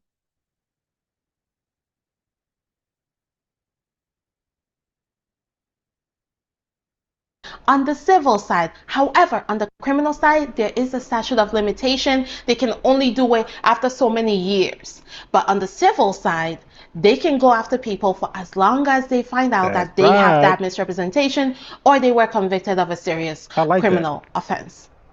Also, if they're going after people under the civil side of denationalization and not the criminal side, that means they only really have to prove their case that it is more likely than not that you meet the requirements for denationalization. On the criminal side, they have to prove it beyond a reasonable doubt. Right? That is why they are choosing to do it under the civil side. Ain't that the same why people sue rich people, rich men and rich women for assault? You dig? Like, they don't take them to court to get a guilty verdict necessarily, you know, to serve time. They normally just want the money, right? So yeah, so even like people who are assaulted in a way, they just want the money. They don't really want justice. So they pick and choose to go civil or criminal. Again, like, that's an option. That's an option, and we're taking that option. Because the requirement, Please, the bar that they need to meet in order to denationalize people will be much lower. If it is a criminal case for denationalization, you have a right to a public defender. However, if it is under the civil side, you do not have a right to a public defender. You will be able to get your own private attorney if you can afford one. Welcome to America. Like, who are you? See, he's preaching to the choir. This is some tether shit. What about mass incarceration via the drug war? What about that? Where was all these lawyers speaking about that when Michelle Alexander put that on Front Street? Where was the liberal media family that got like so many millions of FBAs and blacks in general locked up? Well, not just locked up, but convicted, because everybody didn't serve time, but we got convictions. A lot of Foundation Black American got convictions for little to minor offenses, non-violent crimes. You dig? This was the war on drugs that Michelle Alexander wrote a book about and did hella lecture throughout the country. You dig? So, but where was the liberal media covering that and like blowing that up? No, it wasn't. It was majority a black thing. Okay. So yeah, and guess what? They'll charge us with ridiculous charges, and then they'll say, okay, but you could cop to a plea with just probation. But that cop will be a felony. Like, it wouldn't be a misdemeanor. They made sure that all the pleas that you cop to was a felony that can affect your rights to jobs, housing, assistance, things like that. Okay, what about that scam that's going on since the Reagan administration? You know, since the 80s, that just got addressed, you could say, with the Obama administration. Okay, but there was no big coverage, there was no big sympathy nationwide. Stop. But you have a right to an attorney. They're just not going to provide one for you under the civil side. No, but if it was a criminal side, they would need to provide one for you if you cannot afford one. Right. So it's a civil. So yes, it's a civil suit. Even if you have been a U.S. citizen for decades, the Department of Justice can go through the process to denationalize you if they believe that your nationalization was flawed. Right. You need to be unflawed. You need a flawless naturalization. You did. Or that you committed a serious offense after you became a U.S. citizen. Right. Gotta go. And once they denationalize, because you know why? Those crime rates, somebody like a white supremacist or a tether who's down with white supremacy is going to use those immigrant stats to plaster on us. Say, look at your crime rates. Gotta go. They can now go through the process of deportation. You may be thinking this does not apply to you. You have done nothing wrong. Nothing wrong. But there is a reason this memo is concerning to immigration lawyers like myself. The categories that they are targeting are broad and vague. And you see, family, and I don't have a problem with this. I'm just pointing out the obvious. You see a lot of these immigration lawyers be immigrants themselves. Yeah, and but it's even more concerning when they're black, because you'll see that when we think of immigration, we think of Latinos, right? Latin countries, Spanish people, Hispanics. We don't think about black people. We think of black people like her as black. We don't do the connection. But the truth is, they don't see themselves as black, and they don't see themselves being tied to the black plight, the black fight. They see themselves as being tied to immigration as well as Latinos. So it's like a catch-22. We believe they're with us, but they know they're not with us. They were immigration. Nothing wrong with that, just a fact. But they want us to believe they're with us. So like they go under the radar. So when something is said about immigration, we're like, yeah, Latinos, illegal ones. But yeah, get out of here. We're not thinking them. But the whole time they're fighting for immigration, even illegals and the criminal element. So things like good moral character, material misrepresentation, or simply not disclosing something even if you didn't know you had to disclose it, or that it was even a thing to disclose. Those things can lead to you ending up in denaturalization proceedings. Right. So it's really important that you do not just assume that you are exempt from this, because that's a bad mistake to this believe is that. broad and it is vague. And they But will it's try not to vague. fit as many people into this It's denaturalization. not vague because you just explained it very clearly. You're very loquacious, eloquent, articulate. So that's not vague. That was very plain. Box You made it plain. as they possibly can. Even if it was an honest mistake, the government can now reopen your case, strip your citizenship, and place you in deportation proceedings. They are now having this authority and power given to their attorneys. Now, this is not just about criminals or fraud. It is about setting a precedent where your citizenship is conditional. Even after you have earned it, you have went through the process of getting your green card, getting your citizenship, you have been a good citizen. This will set a precedent where that nationalization is now conditional. So what can you do to protect yourself or your loved? I can't give you the answer to that. Obey the laws. All right. What you can do to protect yourself, obey the laws of my country. Real simple. All right, let's go to the next video. Okay, just a lot of tether babbling there. A lot of gaslighting. All right. Let's go to the next video.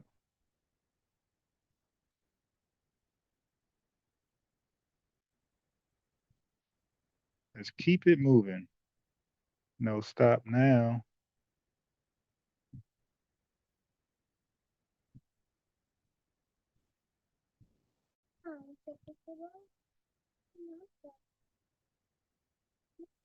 To everybody that calls me Somali, I'm not fucking Somali.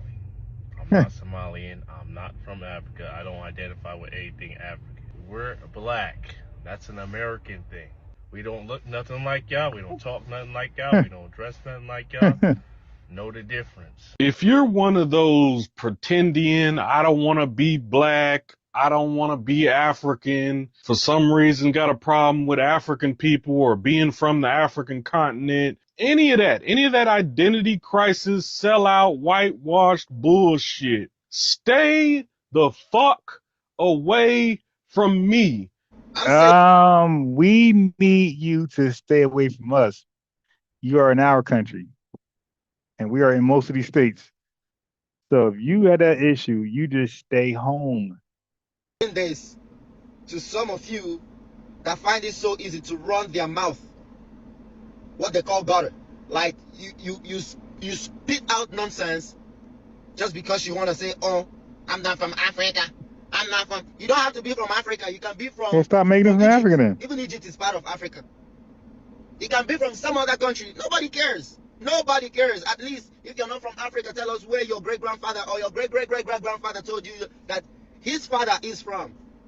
At least maybe you can, if you can answer your own questions, maybe you'll be emotionally fine. To everybody that calls me Somali, I'm not fucking Somali. I'm not. Okay, we seen that one. I'm not tribe. Okay? We don't look nothing like y'all. We don't talk nothing like y'all. We don't dress nothing like y'all. Know the difference. We are not the same. At all. Period. Point blank. Have a nice night. Have a good day. If you're one of those pretending, I don't want to be black, I Okay, wait a don't minute. want Why do they keep showing the same thing?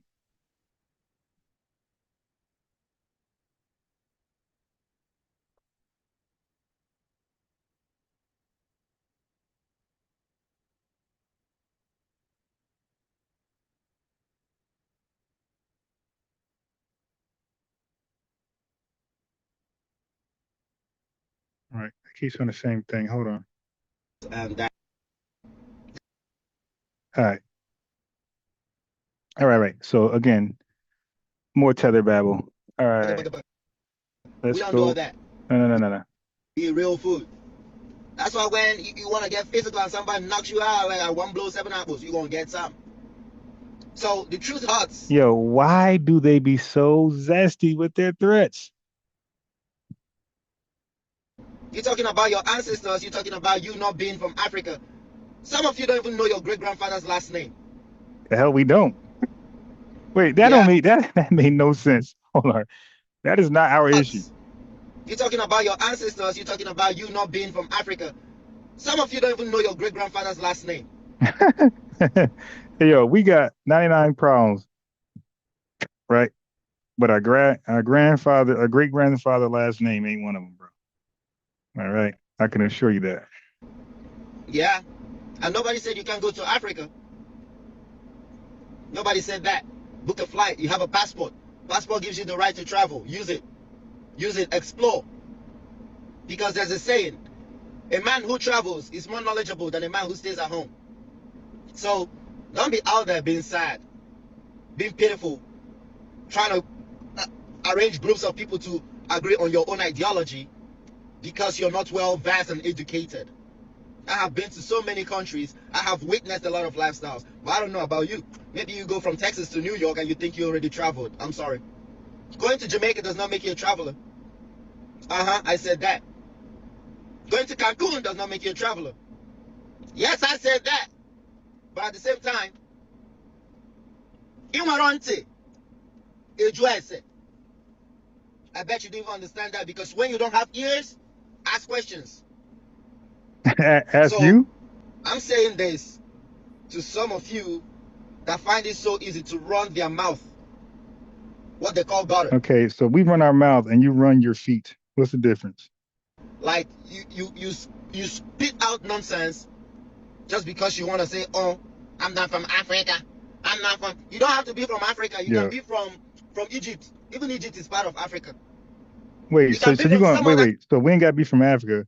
We could be from Egypt, but even Egypt's part of Africa. Why are you making us from Egypt, man? Why we just can't be from America? Why we got to be from somewhere outside of America?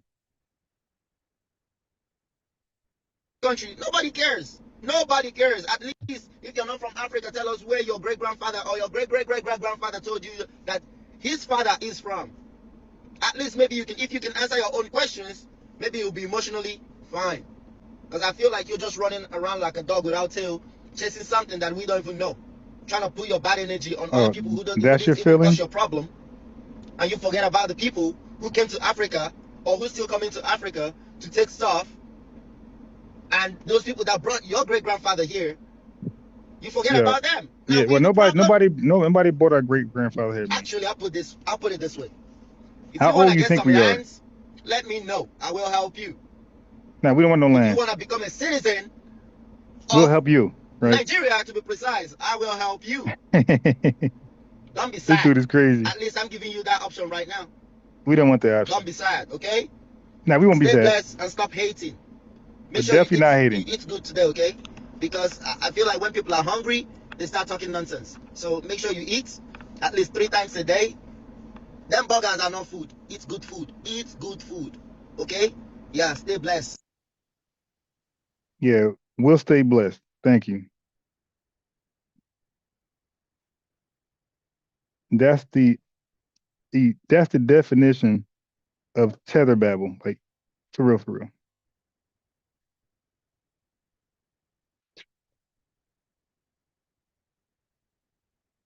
That is the definition of tether babble.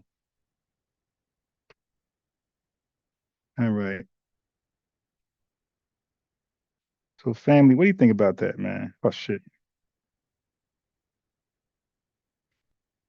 more tether babble. Everybody's worried about what we think, what we say, what we believe, but then they'll say we're just an internet irrelevant, ineffective group.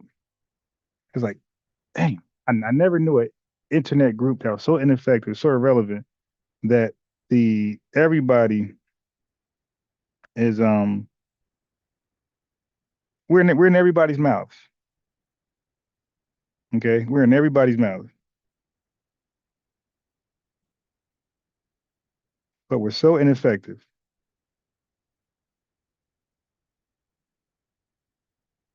Excuse me.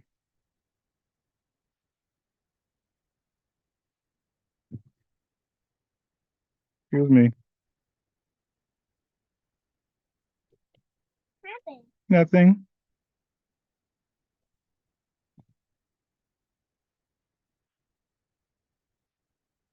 Nothing happened.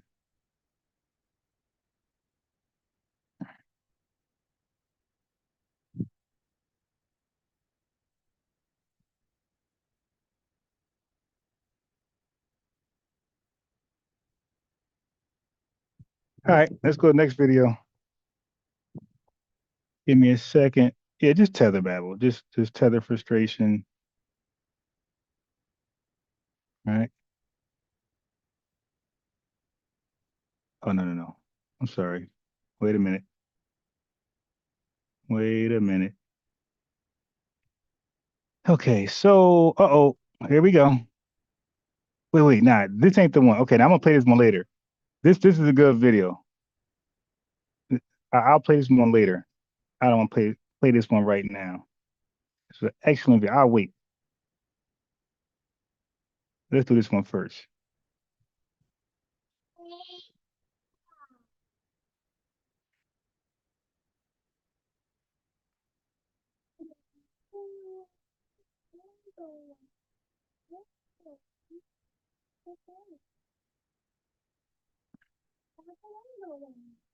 Mm-hmm.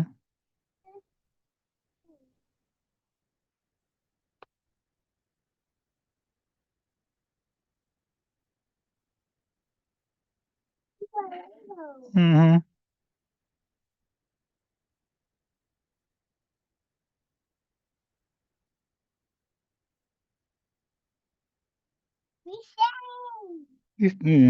Oh, my bad. It's on mute. My fault. I think it's my fault. So, fun fact. Hold on. In 2019, less than 1% of the youth. My fault, family. Say that as a Congolese woman born and raised in Germany, some including myself too. What I want to say is that we need to be a bit more sensible to one another because it's not easy navigating spaces that were not built for us. This year, Essence Festival in NOLA went viral for many reasons, but what I want to speak about is this tension that came up because a lot of Black Americans felt like their space was being diluted and overshadowed by African influences. Okay, to me, this isn't about right or wrong. Hurtful things have been said on both sides, but they stem from rejection. Look, it's never about right or wrong. A lot of us Africans are the root of said rejection. For years, we've mocked them. For years, we've called them akata. We've told them that they don't know their roots, that they don't have culture, or made fun of them for not knowing where they're really from. Okay. Afro-Latinos versus Latinos. Look. She said making fun of us for not knowing where we're really from. So we're not really from America, right? Haitians are not really from Haiti. So why do anybody brag about their country then and their culture? What is Jamaican pride then, since they're really not from Jamaica? It's just more tether babble, stupid stuff. North Africans versus sub-Saharan Africans, Africans living in the diaspora versus Africans living on the continent. It's always the same cycle of rejection, identity, pain. No, it's not. People just want to feel like they belong. People just want to feel understood. People just want to feel legal. Okay, people just want to feel like law-abiding citizens. That's all. Natural human response when people feel they've been excluded for years, they're just gonna create spaces that are exclusively built for them. And let's be honest, us Africans. Wait, one more time. Wait, us. I hope that us ain't inclusive. When people feel they've been excluded for years, they're just going to create spaces that are exclusively built for them. And let's be honest, us Africans, we benefit a lot from Black American culture. Of course you do. We take from it all the time. Just Right. look at me. The way that I speak, the way that I act, the way that you I wear your hair. dress, the way that I do my hair, the way Thank that you. I do my makeup. It's all been heavily influenced by Black American culture. The slang we use, the TikTok trends we follow, the dances, the music we listen to, a lot of that comes from them. So we can't keep benefiting from the culture and then get mad when the people, the originators of said culture is like, hey, this doesn't feel like it's the Now she's coming to her senses. Okay, I see where you're going. You're connecting it, right? I see where we're going with this. All right, I like it. I like it. belongs to us. And I also think it's important to remember from time to time that Black Americans are hundreds of years removed from the continent. They didn't leave voluntarily. They were taken by force. No, by no, no, no, slavery. no, no, no, no, no, no, no, no, no, no, no. I told you, FBAs, y'all cannot let them tell that lie. Africa is trying to back away from their role in the slave trade, right? Because their insecurities, they think we're gonna want. They think after we get our check from America, we're coming there next. Maybe we are, maybe we're not. But their insecurities, they're trying to revise history and back away from their involvement into how there's a such thing as a diaspora in the first place.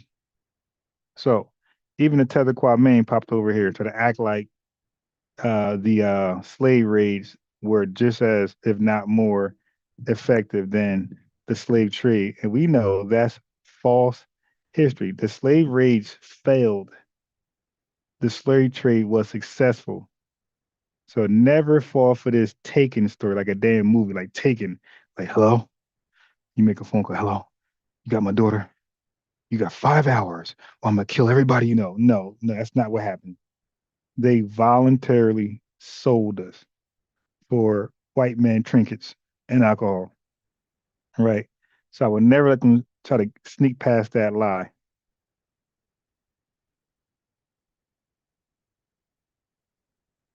Black Americans are hundreds of years removed from the continent. They didn't leave voluntarily. They were taken by force, by slavery, through violence. So when some of them say that they don't feel like they're African American. Look, because she was doing good. That's why, listen, we appreciate you guys trying to hold each other accountable like we ask, but we like you to be historically factual. Like, don't make up shit. Because you're not really doing the job. And they only feel Black American.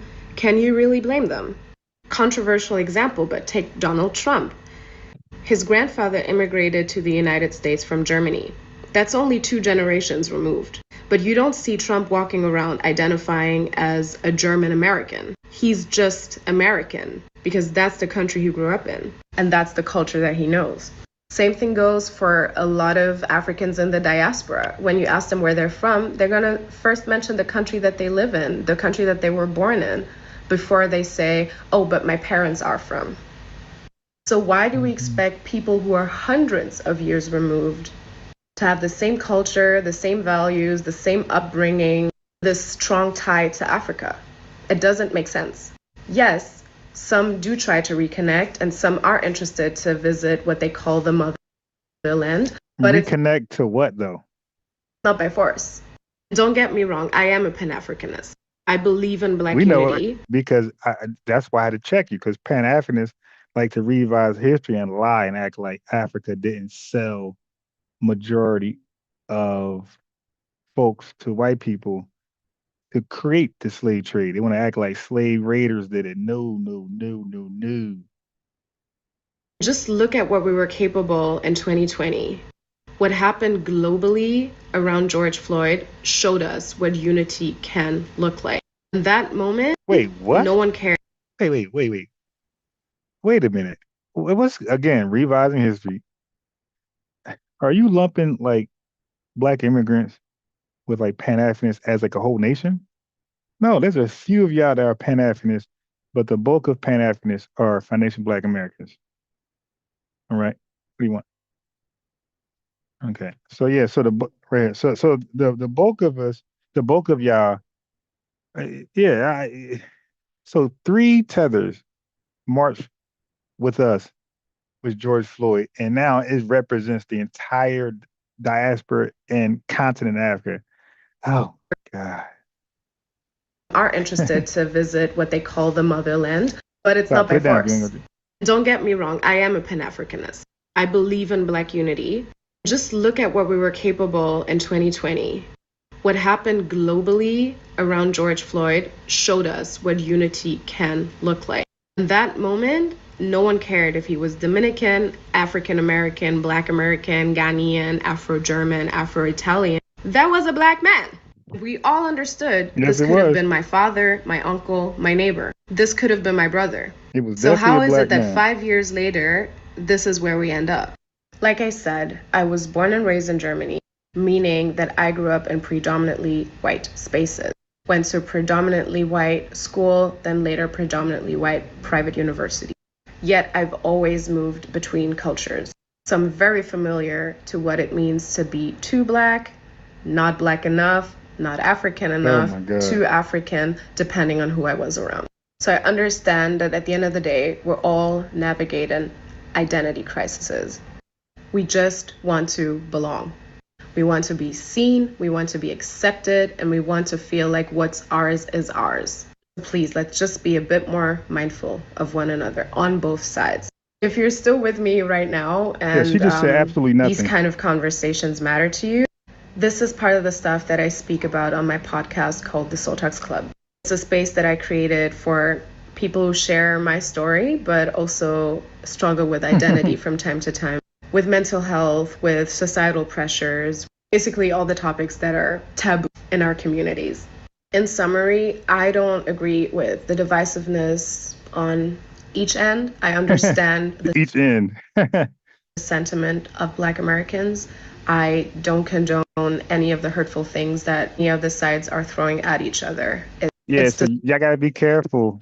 They'll just say slavery, but they won't say slave trade, right?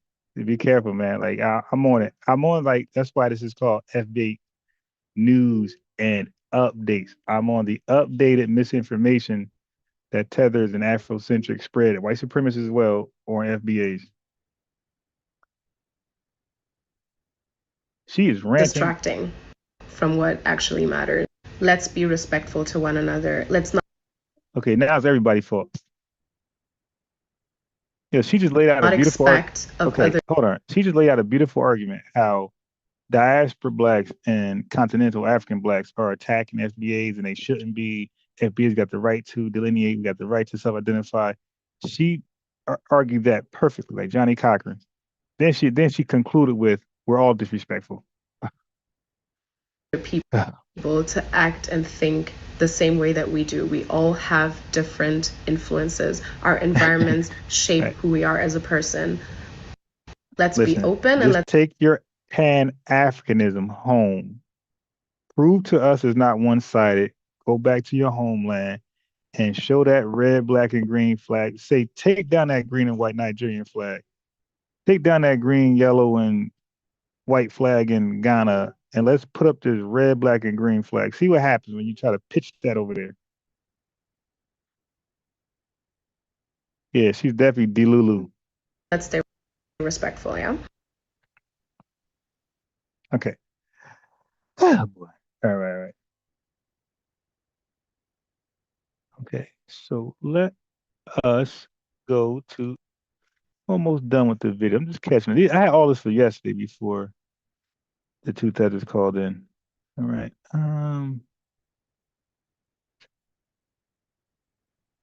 Okay, cool. All right. Here we go. Some more testimonies. Let's go. Oh, no, not her. Not her again. Oh, shit. Messed up. She had her hair blowed out and everything.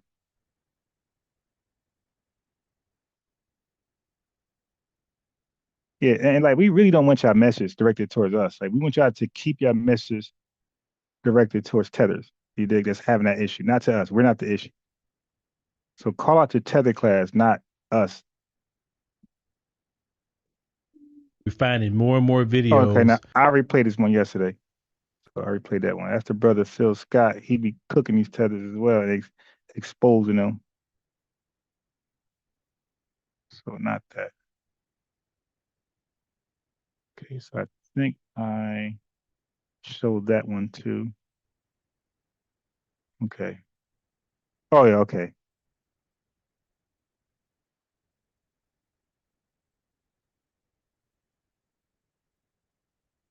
Now I don't know why this guy decided to not put shades on. So family, viewer discretion is advised. Okay. I don't know what's going on with his eyes. I don't know if he's blind or whatever, but he chose not to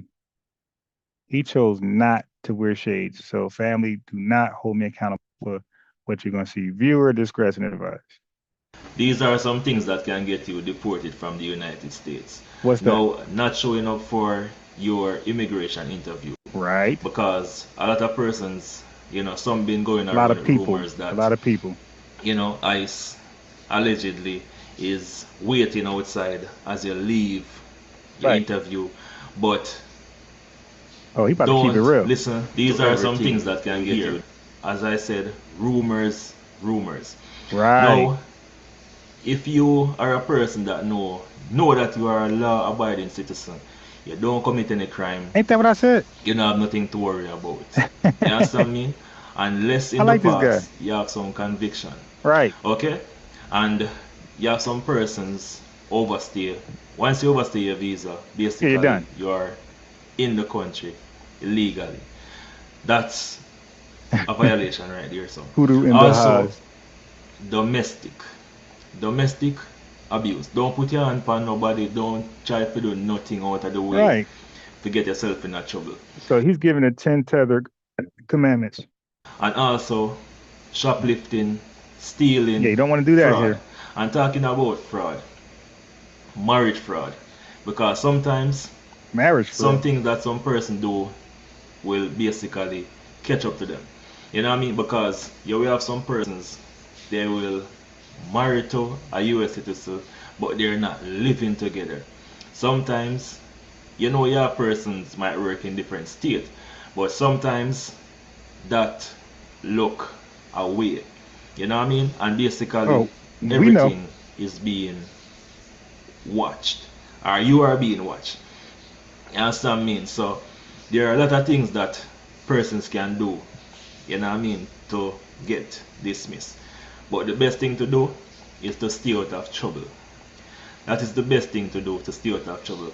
Also, a lot of persons who cross the border to seek asylum, and I guess when they do that, they have to go to immigration court. And allegedly, I heard a lot of these persons, they go 1 and 2 times and then they don't go back. So I just want to ask this question. If someone can answer this question in the comment section, when a person don't show up for their immigration or their asylum interview, basically they're putting back themselves in deportations. I want somebody to answer that question there for me. And also, we agree. In the comment section, what are some of the things got no argument here? Get persons to be dismissed from the United States. You know what I mean? And I'm gonna give my number. So if anybody wanna reach out and share some story which I can share with my viewers, I won't put your name out there. I will basically let it be. Wait, why we gotta get your number?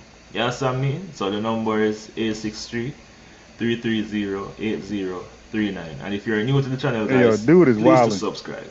Okay? I appreciate all the support. He said we gotta get his number. And I just want to say thank you so much for 200 subscribers. Blessings. Yeah, you are doing your thing, Money. You are doing your thing, Money. 200 subscribers. I got to commend you on that one.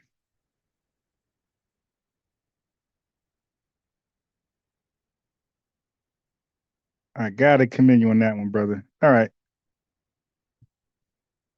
So these folks be doing their thing, man. I ain't gonna lie. So he said, do you want, if you want my phone number? Like, why the hell would somebody need your phone number? Like, dude, you gave the sauce. You gave the sauce. Shit.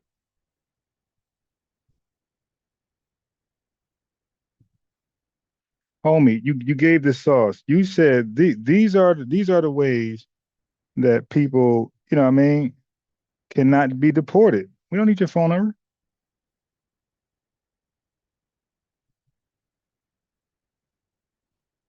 You got it, brother. You got it, brother. All right. Next video, baby.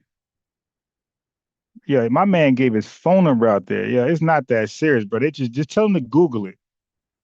You know we are in the modern age, right? You just could say, "Hey, fam, I'm not lying. Just Google it." We don't got to actually call you. You dig? Or those that apply don't actually got to call you. All right. So what is this right here? Hold on. What is this about? Oh, okay. I truly believe Family, this got to be one of the most thorough Latinas in the country right here. Okay, this got to be the most thorough, one of the most thorough Latinas in the country. Watch this right here. Hey, how you doing? I want you to check this video out. as a Mexican American, I truly believe that we need to take our country back. When I came to this country, I stood in line for hours and days before I could get my green card. Do you know anybody that crossed the border without applying for green card? Oh, yes. Unfortunately, I have family members that did. Cousins, nephews, nieces. Because those people might be deported if Donald Trump wins. That's okay. That's okay. You would be okay with your cousin I will be okay. being deported? Yeah, I will be okay. They can be deported, but they can also apply to come back to the United States, but do it the right way. That's a simple request. Yeah, you heard her. She said, that's okay. They could be deported, but you got it. She's talking about her own people. You guys got to come back to America the right way that she did. She didn't cheat the system. She stood in long lines and she applied and did whatever she had to do. If it cost some dollars, she did that too. She did it the American way. You dig? So you have Latinas that feel like this. So every Latina ain't on some old, some victim shit. Oh no, it's a due process. No, you got some Latinas who like, nah, just do it the right way. Don't worry. You ain't got to worry about due process or not. No, ICE come get you. If you have done it the right way, don't put yourself in that situation. Don't we say that? Don't we take ownership when we get racial profile and the black person snaps out of control and get his brains beat out unnecessarily? We say, hey, man, some of these cops be on that rah-rah. So why would you give them what they're looking for? They're looking for a clear acquittal or no charges filed when they beat you up. And the best way to give them that is to act a fool when they racial profile you. We will say, don't even give them that. So she's saying the same thing. She's saying, hey, man, don't even worry about ICE agents skipping due process or, doing due process. Just come to the country legally. That message was cool and real. The right way. She said she stood online, she got a green card, and she doesn't approve of people just coming into the country illegally. It's not like we're not a benevolent country. We allow over 1 million people a year to migrate to the United States. Yeah, and that's more. Hey, Jason, Miss Mickey about to get you, bro. She believe, she's noticing you all over the chat. You kind of off topic a little bit, and she want to know like what's goody than any other country in the world, and we should be able to enforce our borders without it being controversial. And this lady right here, she's saying that, she has relatives that are here illegally, and she doesn't have a problem with them being deported. No, that's okay. You would be okay with your I will cousins be okay. being deported? Yeah, I will be okay. They can be deported, but they can also apply to come back to United States, but do it the right way. I How have long traveled Yeah, I'm telling you, man. long have they been here for? years, like 20, some at 30 years. And I think that most people who You see? So everybody else is just being gaslighted by liberal media, Democratic media, other Latinos are being gaslighted to believe stupid shit, and they're falling for it because they want to. But you got some realists like this lady right here, like, yeah, you got relative 20, 30 years here illegally. But they already know what it is when they get caught. Why are we gonna cry and have a tantrum over what's inevitable? That's a great attitude to have gone through the legal process and have gotten their green cards and have legal status in this country feel the Thank same you, way. Tashi D. and How do you think Pinky. they would feel about you saying that? Oh, they would be very angry. They are angry at me right now. They don't talk. She's keeping it gully. She said, 100. She said, oh, they'll be angry at me. They'll be angry at me right now. You see how that is? So we feel the same way with certain people from the diaspora, certain people from the continent. We know what we're saying is going to anger you guys. We don't believe you should be angry, but we can't control your emotions and how you want to interpret our words. But I'm sure you're going to be angry, and I'm sure you're angry right now. I feel like her. Green cards and have legal status in this country feel the same way. How do you think they would feel about you saying that? Oh, they would be very angry. They are angry at me right now. They don't talk to me. See, they don't talk to her because she's telling the truth. People don't want to hear the truth.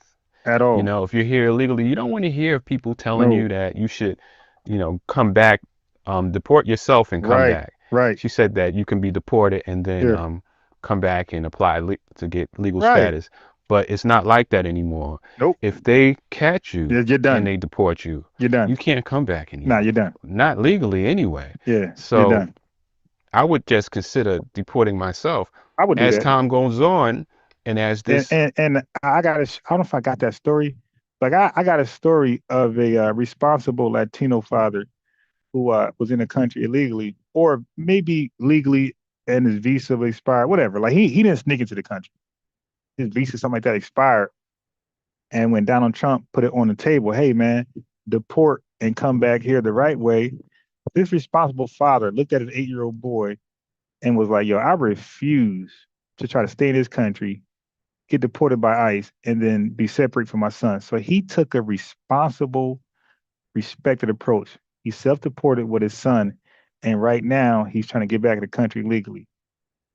You think he's not going to be a fool and get in his feelings? No, the liberal's going to defend me and then get deported and then be away from his son. Maybe deported, maybe he's from Mexico, and now you're in Venezuela, or now you're in Alligator Alcatraz. Like he loved his sons too much to be selfish. He said, yo, and they deported back to where they were, and right now they're working on a legal visa to come back in the country. Like, you got to respect that approach. Program rolls out and these deportations become something that everybody understands and is inevitable, then you'll see people's opinions shift, because people are seeing images like this where ICE agents are getting pretty much mobbed and people are being very aggressive towards federal agents that are actually doing their job and enforcing the law. And Americans, myself being an American citizen, I'm offended by this. I don't want my government to have to placate and appease people that are not here. Yo, when did we ever do something like this in this country? This is disrespectful, and they're in the wrong. And you can't start an operation like this and then back off, because if you do, now look, they're giving these immigrants and these immigrant supporters, these protesters, they're giving them so much respect and leadway. If we did that, bro, we would be shot down dead right there. If we were throwing big rocks like that, they would have came out that car and took us out immediately. Like, these illegals and these protesters are getting pampered on another level. They think this shit is China. Standing in front of tanks. Yo, they have no idea how privileged they are compared to us. Everybody who threw that's a violent assault they're doing. They throwing bricks that can kill somebody Yeah, they would have eliminated every last one of us if those were FBA. So they are getting so much leniency, and they want to compare themselves, their struggles to ours. And this is not even a struggle. This is some illegal shit. People are going to feel like they've won, and then it's going to be no stopping them. They're going to do whatever they want. So you have to go all the way now. If you came here legally like she did, would you feel like she does? I think that is probably the predominant feeling of people who have migrated here legally. They also said they're looking for a guy who was shooting at some guy. ICE agents. So right there. The FBI is offering a $50,000 reward. This dude is, we ain't never do some shit like that. Again, these folks are the aggressors. They're not even defending themselves. They're being they are the aggressors. So family, I'm ended right there. I got some other stuff. And matter of fact, I got a guest I'm trying to get on, right?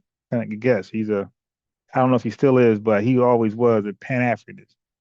And he had a panel with a foundational African American. That's a new term that nobody have a problem with, but they got a problem with our new term. And he had a freedman on there, right? Representing, right? So I said, it's only right to have an FBA. But I said, matter of fact, how about come over here? How about accept invitations while giving them? So that's my thing. Like, do you only give invitations? Do you also accept them?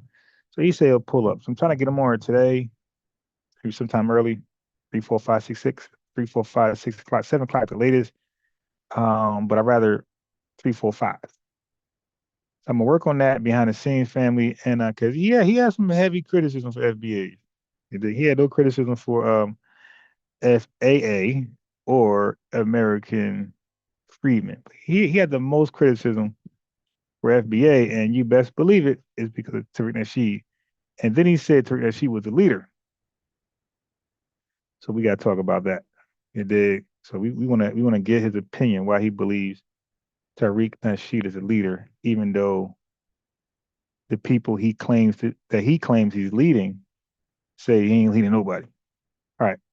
Anyway, family, hopefully he pops up later. It's gonna be a great bill. You dig? I love my family. I love my lineage. We are out. Like the video on your way out if you have not just yet.